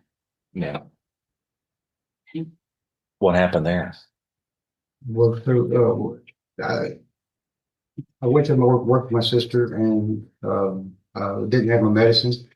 And, you get real sick on the medicine, and if you don't take it, and methadone, that's the only thing to give you any relief. So you self-medicated? Yes, sir. Your Honor, that was the same Yeah, story. That's not the way to do it on probation. That was the same story that he offered me in September of 2025 when he tested positive for methadone as well. That was addressed at that time, and we completed a substance abuse evaluation that recommended special needs safe P. But because of Mr. Cowart, he's a registered sex offender, he's ineligible for safe P placement. All right. Shame on you the first time. Shame on me the second time. Yes. If I just say, we went over this and you know that you touch the stove and it burns, why would you embrace the stove now? Your Honor, because I thought we were talking about the first time, but I didn't know the second time. I was unaware that I tested positive the second time. Well, you tested positive, but you would be the best person to know whether you used improperly or not. But the tests, we're going to rely on the tests unless somebody can prove that they were not administered in a correct fashion. The tests are scientific. So I've read that the flexible, I hate give false positives on something. We're going to rely on the tests. Yes. By the preponderance of the evidence or greater. Yes. What are you suggesting, Ms. Thane? Your Honor, I would offer the court two options. If you wish to dismiss the motion and continue him on probation, under a direct supervision, I would ask that you consider allowing him to report and ordering him to report directly to Jefferson County because of the fact he does reside in Orange County. We would even be willing to reduce his supervision fees half to $30, or you can place them on inactive. And if you'd like to review the inactive order that we prepared, if that would be substantial. What do you think is in the best interest of success in this case? Closer to him. I mean, those are, to me, that's 6 of one, half a dozen of another. I don't know how to weigh those, and I trust you. Your Honor, Mr. Short did come through with what you asked him to do. With the exception of the recent methadone positive, he reports as he's directed, even though he's tardy at times, but Ms. Lakin Young is now supervising him and she's working with him. He would be transferred to a different officer with a direct report here. I would say that having him report to Orange County would be a hindrance on him financially as well as transportation. And that would be, I think, a path for unsuccessful probation. Okay. If we continued him here, what conditions would you add, if any? I wouldn't add any additional conditions, Your Honor. At this time, I'm just concerned about that in the methadone. Yes, sir. Positive. That's the concern because of the fact that I specifically addressed it with him on the first one. Okay. Before I do something, go ahead, Mr. Turk. Judge, the goalpost keeps changing on this one for us. The goalpost changed because of him. No, sir, not on this. It was the methadone positive that's changed. I understand, Judge, but just a couple of days ago, I got the recommendation from the probation office that they were going to recommend inactive. Now it's going to, hey, they're coming back and say, these are the test positives. Nowhere in this email, nowhere in these conversations will these put in there. Couple with the fact that. Guess what? They're allowed to change their thoughts. I understand that. Okay. I understand. And they're not making contracts. He made the contracts. He made the contract with me that he violated.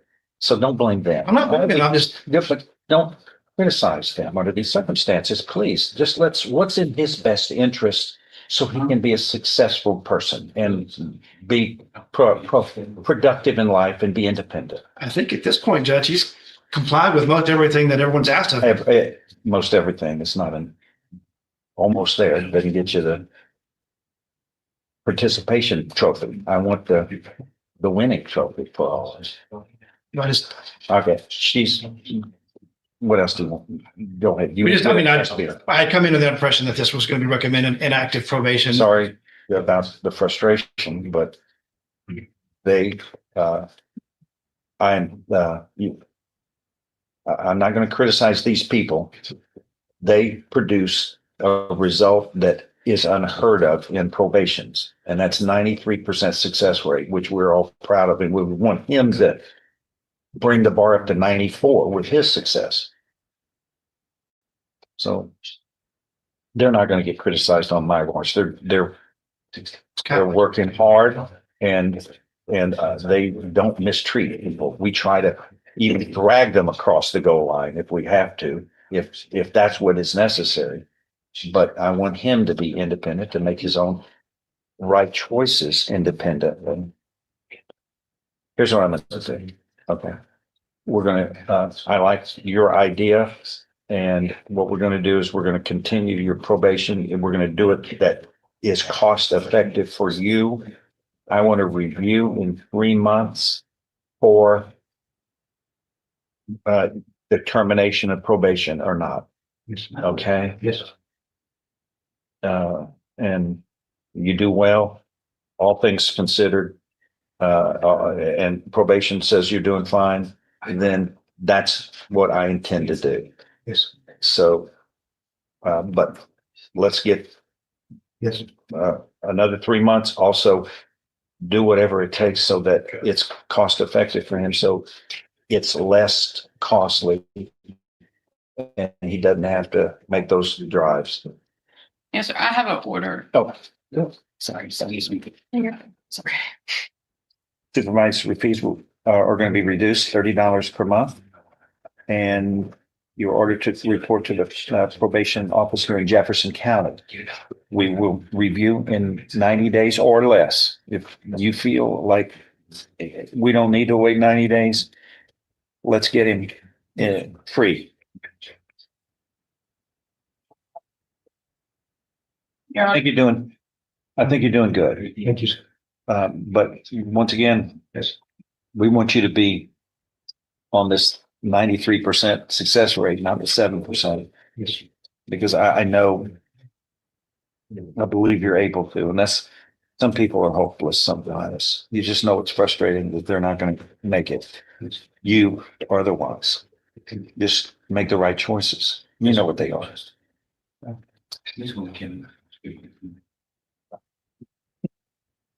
That 3 looks like a 5.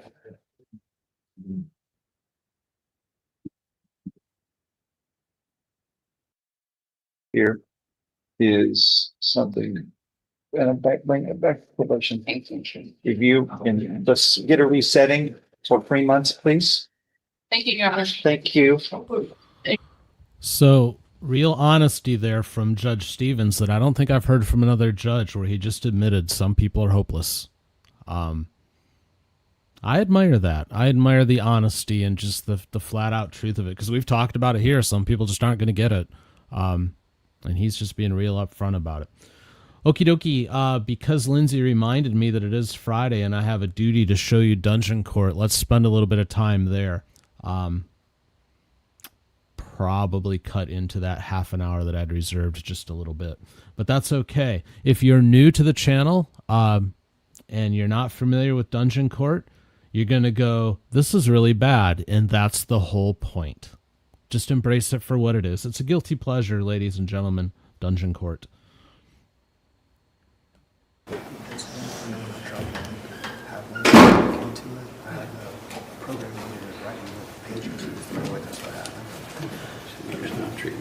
Yeah, there's only 3 days. He said I couldn't get into.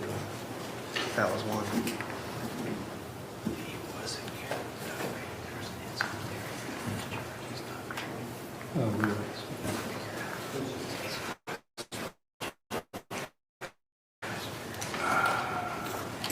He was in care recovery last time I believe we were here. He's been discharged. He's not been able to find another provider in West Virginia. Do you have insurance? Yeah, West Virginia insurance. Or a medical card? No, it's a medical card. Yeah. He has a West Virginia medical card, Judge. I don't know if that, I would think somebody would be able to take a Western Medical Corp, but Well, OVP can, but I don't see Brianna here today. Give me a call. Okay, yes. we can recall. Right, probably make contact with OVP and see if they can do an assessment for Mr. Atkins. Recall.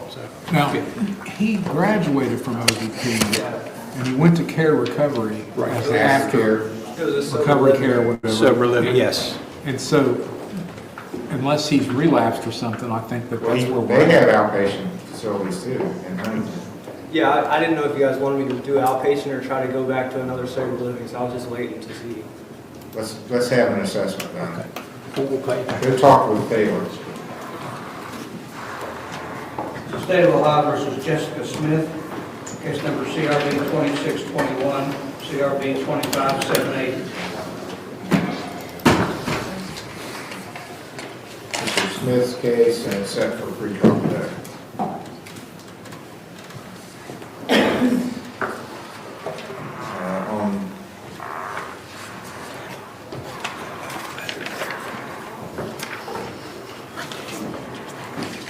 I don't know if she's been arraigned on. I've got one charge. It doesn't look like she's ever been arraigned on. Mr. Hill and I were discussing there might be a new charge, so I don't think she 25,780 was a menacing charge Yeah. from November. Get arraigned on that? Remember last time they was bringing it over? And you said just to go ahead and plead not guilty to that one too? Okay. Maybe we did. That was January 12th, it looks like. Okay, so I'll enter a not guilty plea. I have a Mr. progress. Smith, you're appointed on it also. Okay, thank you, Judge, and I do have a progress report from Restoring Hope and her counselors in attendance, if I may approach. Yes.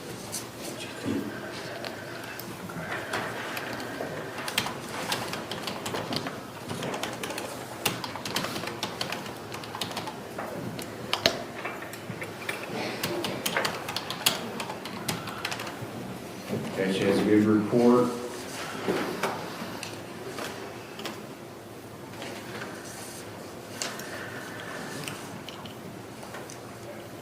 So at some point we need to decide the underlying charges, are they going to be contested or pled to, how are we going to proceed on those?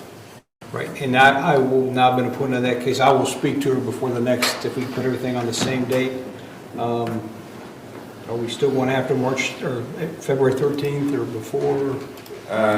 No, we can do before if we want. I knew he had a trial. Oh, okay. That week of February the 9th, so I didn't want to load him up before the trial. Okay. So actually, the first week of February is not bad. February 2nd or 6th. The trial, the 2nd. 6th is kind of busy, so the 2nd. The 2nd is out, the 9th is available, 6th or 9th is available. We can do the 9th. February 9th. Okay, will be perfect. The next hearing, pre-trial on both cases. 25,780, 2621. February 9th.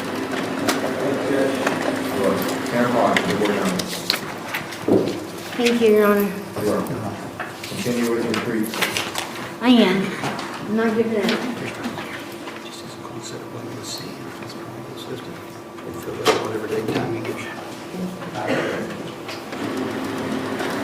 State of Ohio versus Jason Harrell, case number CRB 25427, CRB 25428A and B, CRB 25429, A, B, and C. Jason Harrell.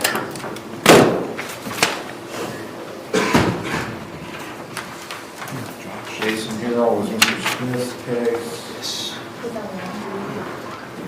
He's on teleconference. Yeah, right here. He's at the counseling center.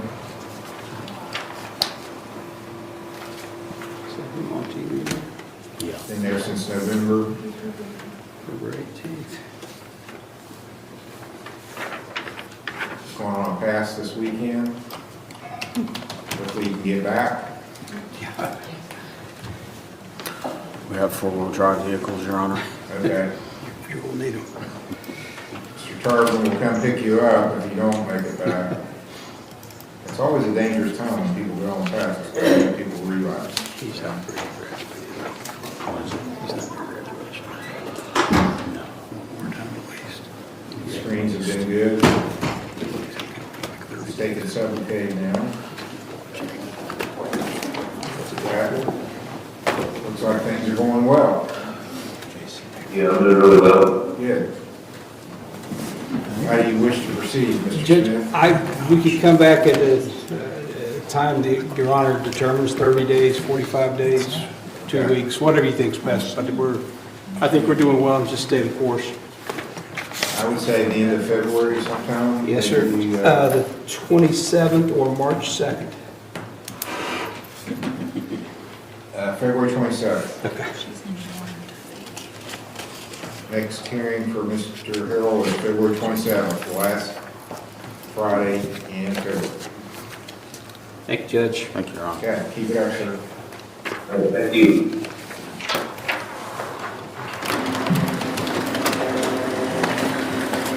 State of Ohio versus Curtis Allen Hooser, case number CRB 25685.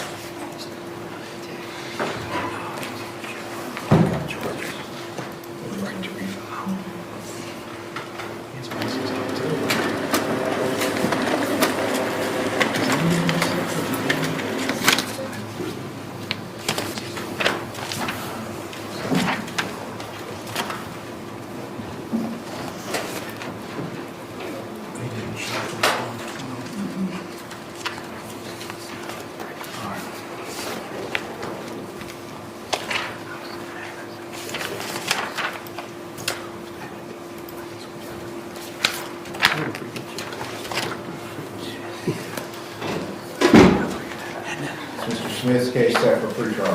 Yes, Judge, this is an alleged incident from October. I believe the state's had some difficulty with the alleged victim as far as cooperating, so I think Mr. Hill is going to move to dismiss with the right to refile should he decide to cooperate in the future. What happened, Your Honor, is that the alleged victim in this matter is also a defendant and with a different alleged victim, but he had a hearing here on 12/12 and didn't appear, and there's a warrant for his arrest. So I think that, I'm assuming, and I haven't had a chance to look it up yet, but that's unresolved. His name is Christopher Lane Tackett. So what we would do is nolly this charge and maybe have to refile it if he comes around and there's a reason to. Okay, the case will be nolly due to non-cooperation of the victim.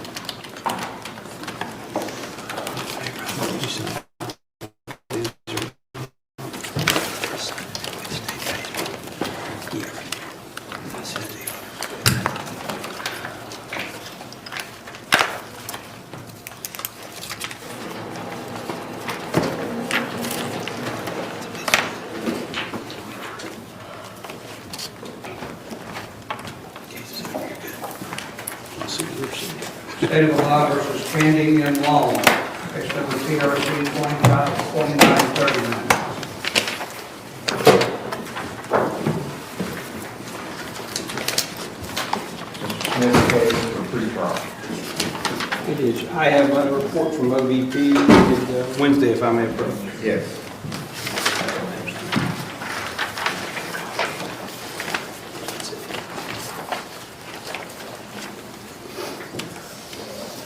Also, Josh, got something for the judge. So I'm gonna, well, do we have screen results for that? Yes. Yeah, Judge, we do, and I was going to take time to go over the results of my client, but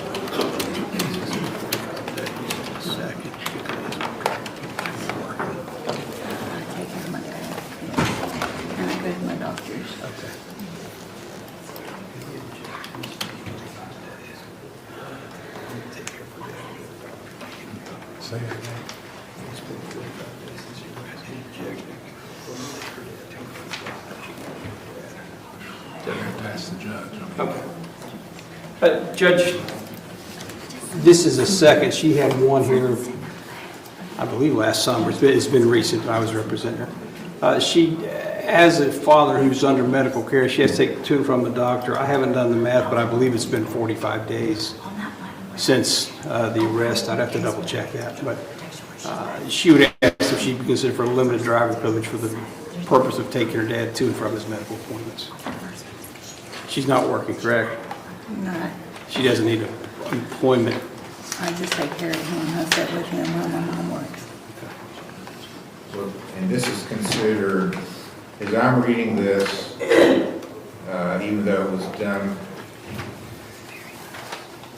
by urine rather than by breath, this would be considered a high test, I believe, under the standards. It's a high test, second offense.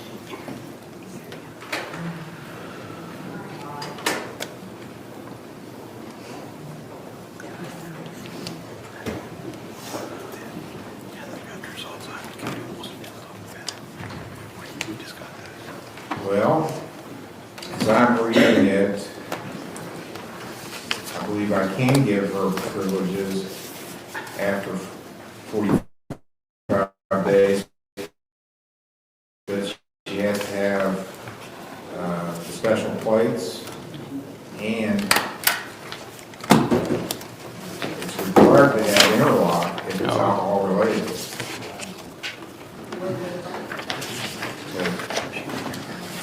If she jumps through those two additional hoops, then I would feel more comfortable about giving her driving privileges. I understand.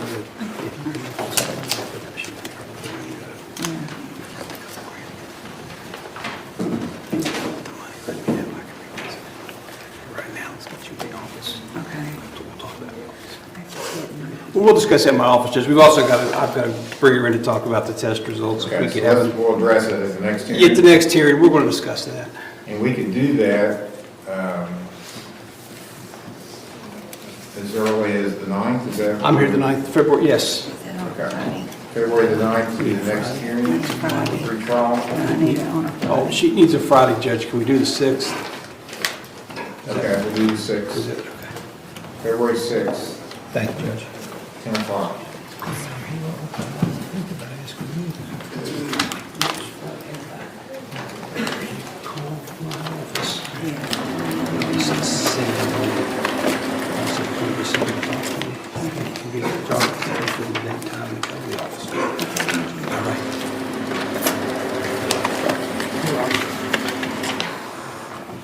State of Ohio, Shauna Short, case number TRC 252580, A and B.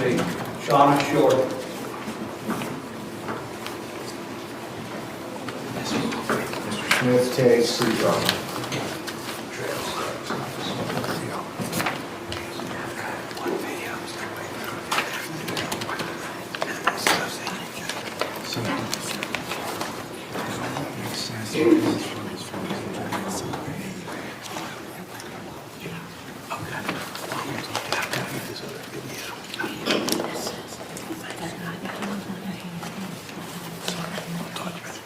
Judge, discovery's been requested. It's partially complete. We're still waiting. We have Sergeant Stump's body-worn camera video. I believe Lieutenant Lunsford is going to supply his body-worn camera to the state, and that will in turn send it to me. If we could come back the 6th, 9th, or 13th of February, I'll hopefully have had time to review it with her. The 9th's best. 9th best. That'd be fine, Judge. February 9th will be the next hearing. At the finish required. I've got one video. Pre-trial, 10 o'clock.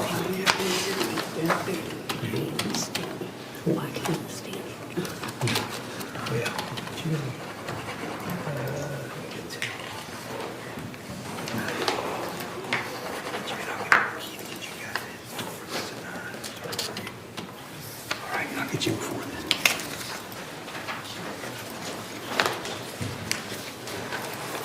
State of Ohio versus Jeremy McNally, case number TRC 2693, A and B.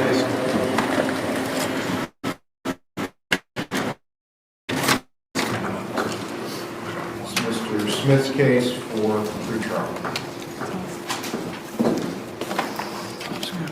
Judge, as you're aware, this, I believe, was arraigned last Friday. I have not had a chance yet to file discovery. I intend to do that. Shouldn't take very long to respond to, I don't believe.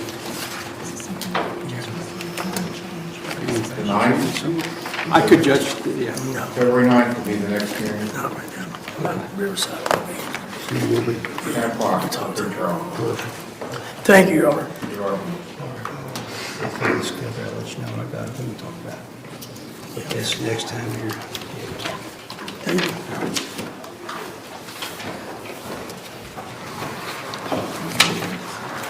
State of Ohio versus Jared Stover. Case number CRB 25501, CRB 24462.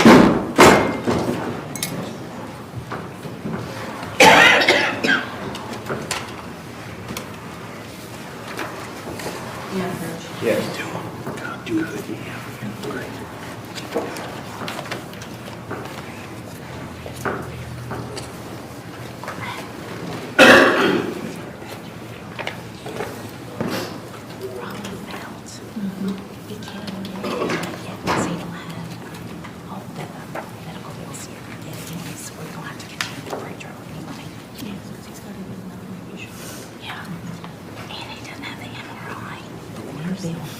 It's in a different box than he didn't have that attorney. So it's set on a different day. Is it fair? It's a 2-2. But today they don't have any, but that's the date that's on the photo. And,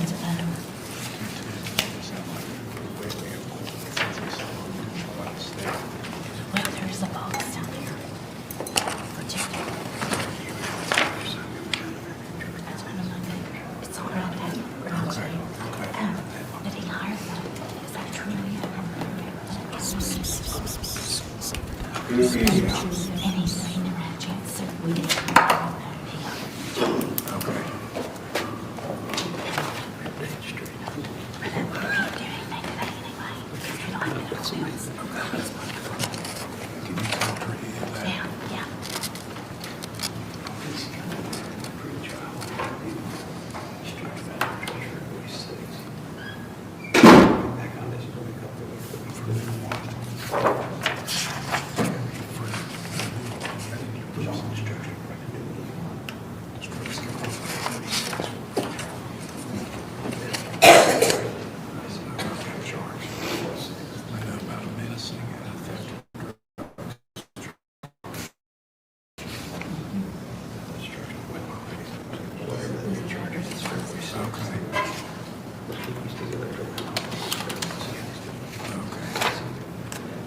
He's got a pre-trial, there's another charge that came about within the last week or so. Indicates it's on for February 6th for a pre-trial. Do you have a case number? There's 26 CRA 19 and 26 CRB 20. Those are the newest ones I have. And I do not have this file. 2619, I see, and 2620, I don't have this file, 19 and 20.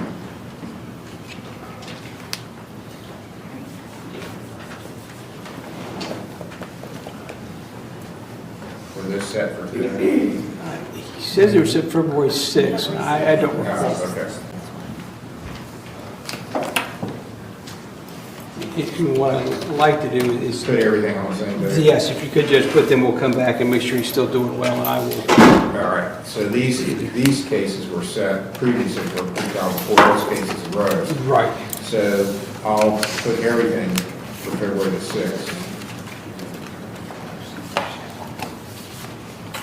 All cases are set for February 6th. So that's 24-461, 25-501, and 26 case numbers are all set for February 6th. Thank you, Judge. Okay, you do what you're doing. Thank you.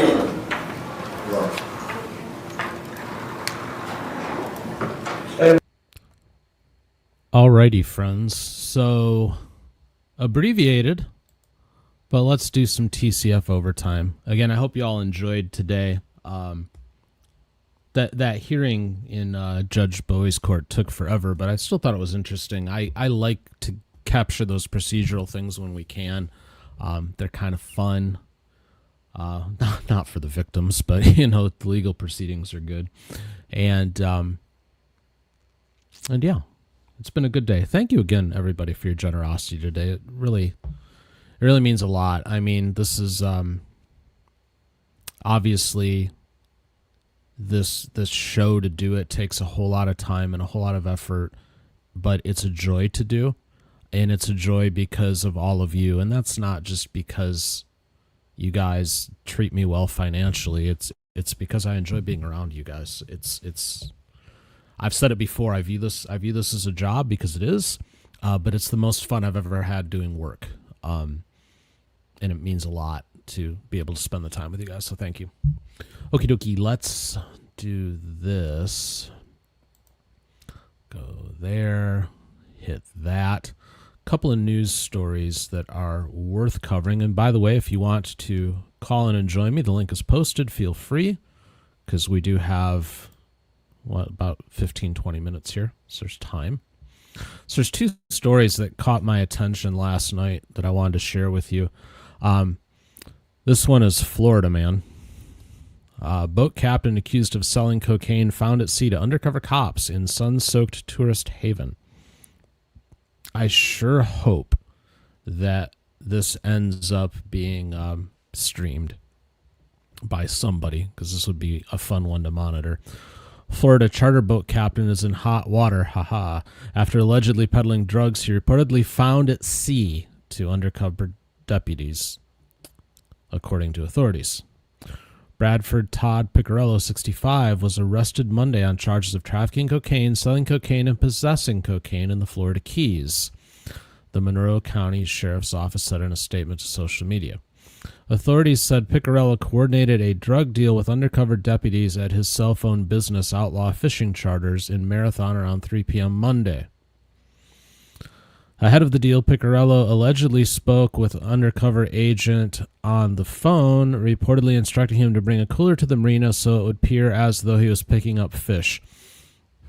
Now, this is what got my attention about this story.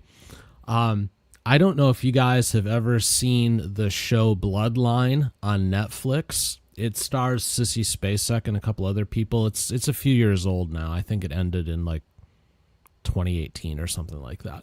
But one of the subplots in that show, and it's based in the Florida Keys, one of the subplots in that show is a guy with a fishing business who's moving drugs. And this is how they move them, is they move them in coolers with like fish on top to cover up the fact that there's drugs underneath.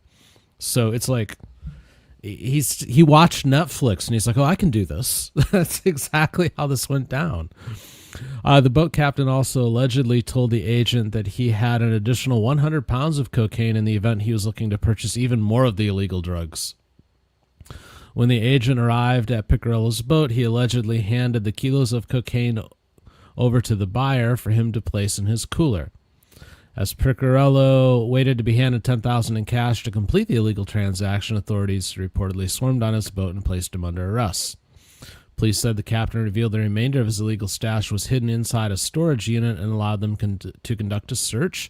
Authorities subsequently discovered nearly 24 kilos of coke covered in plastic wrap and marked with a 332 stamp.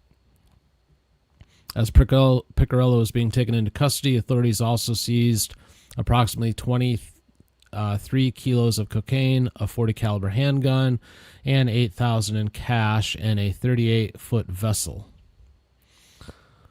Quote, I want to thank all the sheriff's office members and our law enforcement partners who investigated this case and continue to work to keep dangerous drugs out of our community, Monroe County Sheriff Rick Ramsey said in a statement.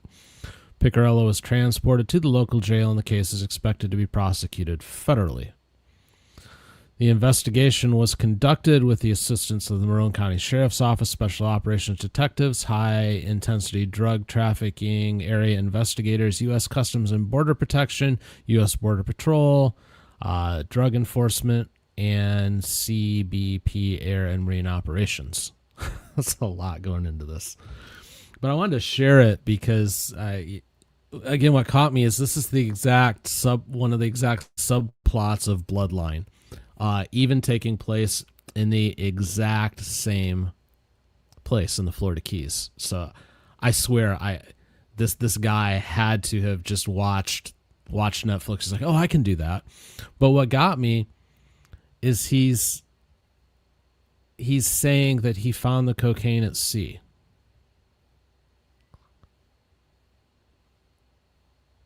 just floating there? Was it like, did he find it at the bottom of the ocean in some treasure chest?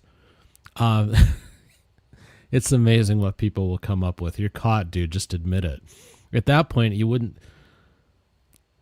At that point, I don't think it would make sense to say that that you found it at sea. You'd be better off again. And I've said this before in other cases. You know, rat out the guy above you and make a deal. At that point, you're caught. You know. But what do I know?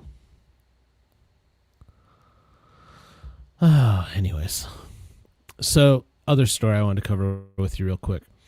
And I don't remember if we covered this on Overtime or if we talked about it in a pre-show, but we've mentioned a couple of times actor Timothy Busfield. So he was accused of some crimes against children stuff in New Mexico. I believe he's in Albuquerque. And the Albuquerque police found this. And then supposedly it took him several days to turn himself in, so the Albuquerque police turned it over to U.S. Marshals for them to go find him, but he eventually turned himself in. Well, the plot thickens here a little bit. So in theory, what we have is an actor slash producer slash director slash all the slashes that they do with this Hollywood stuff who did things to children. And we've seen this before and we wring our hands. However, it might not be as simple as what they say. Timothy Busfield's defense blames, quote, stage parents with fraud for child sex abuse charges. Timothy Busfield's legal team has argued that the parents of the accusers in the actor's child sex abuse case have a, quote, well-documented history of fraud and dishonesty. Ronald Rodas and Angeli LaSalle, the parents of the twin boys, had, quote, an obvious financial and retaliatory motive when filing the criminal complaint against Busfield earlier this month, the actor's lawyers stated in documents obtained by Fox News. Busfield, 68, surrendered to local authorities on sex abuse charges on January 13th. He was held without bail at the time of his arrest on 2 counts of criminal sexual contact with a minor and 1 count of child abuse. In a response opposing pretrial detention, there we go, Dan. His team argued that the state's case against Busfield was built entirely on the accounts of 2 stage parents who are not neutral observers. Quote, their allegations emerged only after the loss of the twins' role and only after consultation with civil counsel, creating an obvious financial and retaliatory motive. The motive must be evaluated against the couple's well-documented history of fraud and dishonesty. Busfield's lawyers noted that Rodas, quote, is a former attorney who was convicted of federal conspiracy and wire fraud and later disbarred following that prosecution for a multi-million-dollar scheme in which he used his law license to deceive vulnerable victims for profit. Rodas pleaded guilty in 2017 to 1 count of conspiracy to commit mail and wire fraud. He was sentenced to 41 months in prison in order to pay nearly $4 million in restitution for his role in a multi-million-dollar fraudulent mortgage modification scheme. Now, just to be clear, this pleading guilty to wire fraud, that is the Fed's default plea.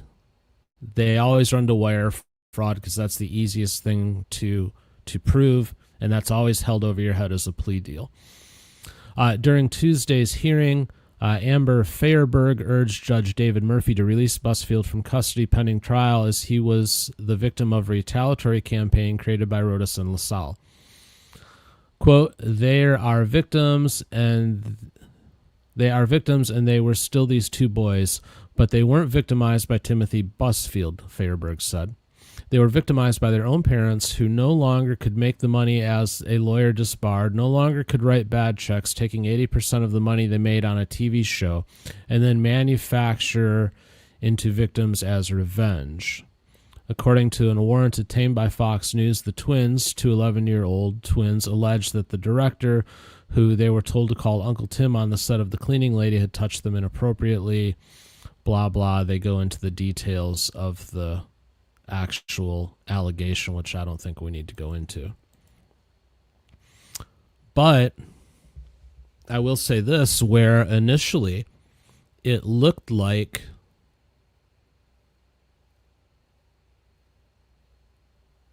he was probably guilty because they put out a warrant. He didn't immediately turn himself in. There was rumors that he was trying to run, that he was trying to evade. However, there must be some meat to this, at least in the judge's eyes, because while he was being held without bond, after this hearing, he was released ROR. So there's something to it. And the sad part is if there is something to it and this really was a made-up scenario, this really was some bad actors as parents, not saying the kids were bad actors on the set, you know what I mean, which we see all the time in Hollywood. These parents of these child actors tend to be just horrible. Will Wheaton, who played Wesley Crusher on Star Trek, The Next Generation, that's a very famous case of parents who were just absolutely horrible to him and just ruined his childhood. So this stuff does happen. But I was going to say the sad thing is, though, is if that is true and if this is a scenario where this guy has been falsely accused, his career is still never going to be the same. There's still going to be this stink around him, regardless. And people are going to be hesitant to support his projects. There's always going to be questions. And that is the really sad part of it. So I'm hoping that this is the case. I'm hoping that really nothing ever did happen to those kids, by his hands anyways. But that means something definitely was happening to them by the hands of the parents, not necessarily sexually abusive, but certainly used the kids, if that's the case. And I don't know, we'll see. So I'm going to keep an eye on this one because I don't know about you guys, but I'm curious to see where this goes because it seemed pretty clear at first when they did the investigation, they put out a warrant, and then all of a sudden he wasn't there. But it's not so clear now, is it? I guess we'll find out. Alrighty, my friends. Mike's here. Never mind. I was going to say I'm out of here, but Michael, I'm not out of here. I was just going to say real quick, we always jump down the throats of these guys and but there are times where these allegations are made up. They're BS, especially as you mentioned, the Will Wheaton thing. Yeah. And Will Wheaton. So there are bad actors, so to speak, in this arena. And, Barbara always talks about breaking out the wood chipper. Well, the same thing. If you make a false allegation, you deserve like a double wood chipper, two wood chippers or a wheat thresher or something, because that's worse. Because what that does is, of course, it ruins, there are people that are actually victims, and then it puts a cloud of suspicion over whether or not those people that were actual victims were indeed victimized. So the punishment for false allegation should be worse, I think, or at least as bad. I could make a case for it to be at least a mid-level felony, if not higher. Yes. Because of all of the damage that you do, all of the resources that you tie up, because I don't think I'm wrong. Even if this proves out and the guy was falsely accused, his career is still torpedoed. Absolutely. Yeah, because there's always going to be some people that go, well, they wouldn't have brought charges if there wasn't something there, even if it turns out that he's completely innocent. Yeah. So that's why, and then civil cases, this is the kind of thing where, and I'm always about, keeping damages within reason in some civil cases. This is one where I say go hog wild with the damages. I mean, $1 billion, whatever whatever judgment you have to get against somebody like that, because you've not only ruined their career, but I mean, just their reputation in general. Now everyone's going to think they're a weird Steve, and that's just, and if they're not, an incredible stink that you will never get off of you, no matter how hard you scrub in society. Yeah. Well, Ashley just brought up in the chat that he's married to Melissa Gilbert, another actress, and her career will be affected by this too. Well, absolutely. Anybody that associates with him. Sure. Yep. So, if it turns out that these are false allegations, yep. That's what should happen. Yeah. And I agree, Dan, this is this should be mid-level or even upper level felony. Which it is. Filing a false police report is just a misdemeanor. And sometimes you can get, you could get it maybe a felony for like fraud or for some sort of scheme to defraud, or sometimes they tack on some other charge. But even that, to me, that's just not enough. Yeah. No, it's not, because again, the damage and the cost of resources and everything else is just outrageous. I mean, let's be honest, Hollywood has at least a history of this sort of behavior. So Yes. when you look at it, you're not shocked by it. I mean, it dates back to Judy Garland and even before that. Yeah. Judy very famously was molested by the Munchkins. Right. I mean, it's been going on for 100 years. But the casting couch thing has been a thing that people have known about for decades. Yep. So I think when you see this stuff come up, you just immediately jump to, yeah, that doesn't surprise me, because honestly, that's where I went. When I saw it, I was like, yeah, okay, that tracks. But these are some really good points brought up by the defense. You've got a convicted felon, a history of fraud. Yes. There might be it doesn't mean that he's lying, but it definitely puts it's very suspicious. It's like all those people that went after Michael Jackson. Was Michael Jackson a weirdo? Was he a kid toucher? Who knows? We'll probably never. There was something very, very odd about him, and some people would say where there's smoke, there's fire. But he was, he was never found guilty. In fact, he was never charged criminally. He settled with people, and you can say, well, why settle? But and I would never settle. But I'm also not sitting on hundreds and hundreds of millions of dollars. And sometimes, just paying someone $10 million or $20 million and they're out of your hair forever. It's a cost benefit analysis that has to be done, I guess. So that's true.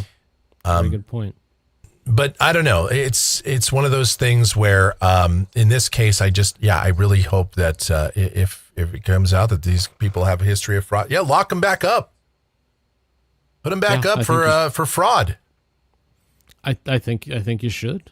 There has to be a consequence if there's something here. And it feels like there's something here because, again, he went from being held without bond to ROR. That's a big swing. Right. This wasn't even a reduction of bond kind of thing. This is like, we're still going to go through with this because of the seriousness of the allegation. But we're not taking it all that seriously if we're going to hit you with an ROR. Yeah. So that's, well, it says something, doesn't it? I let's follow up on this, Dan. I hope, I want to see more updates on this because I want to see how it plays out for sure. No, I do too. And, we're going to keep an eye on it.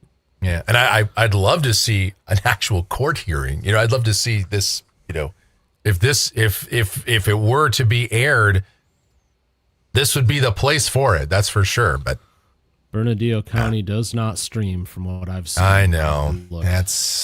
It's too bad. Yeah. And if it was like the Arizona courts, even if they did, it would sound like you're ordering at Burger King.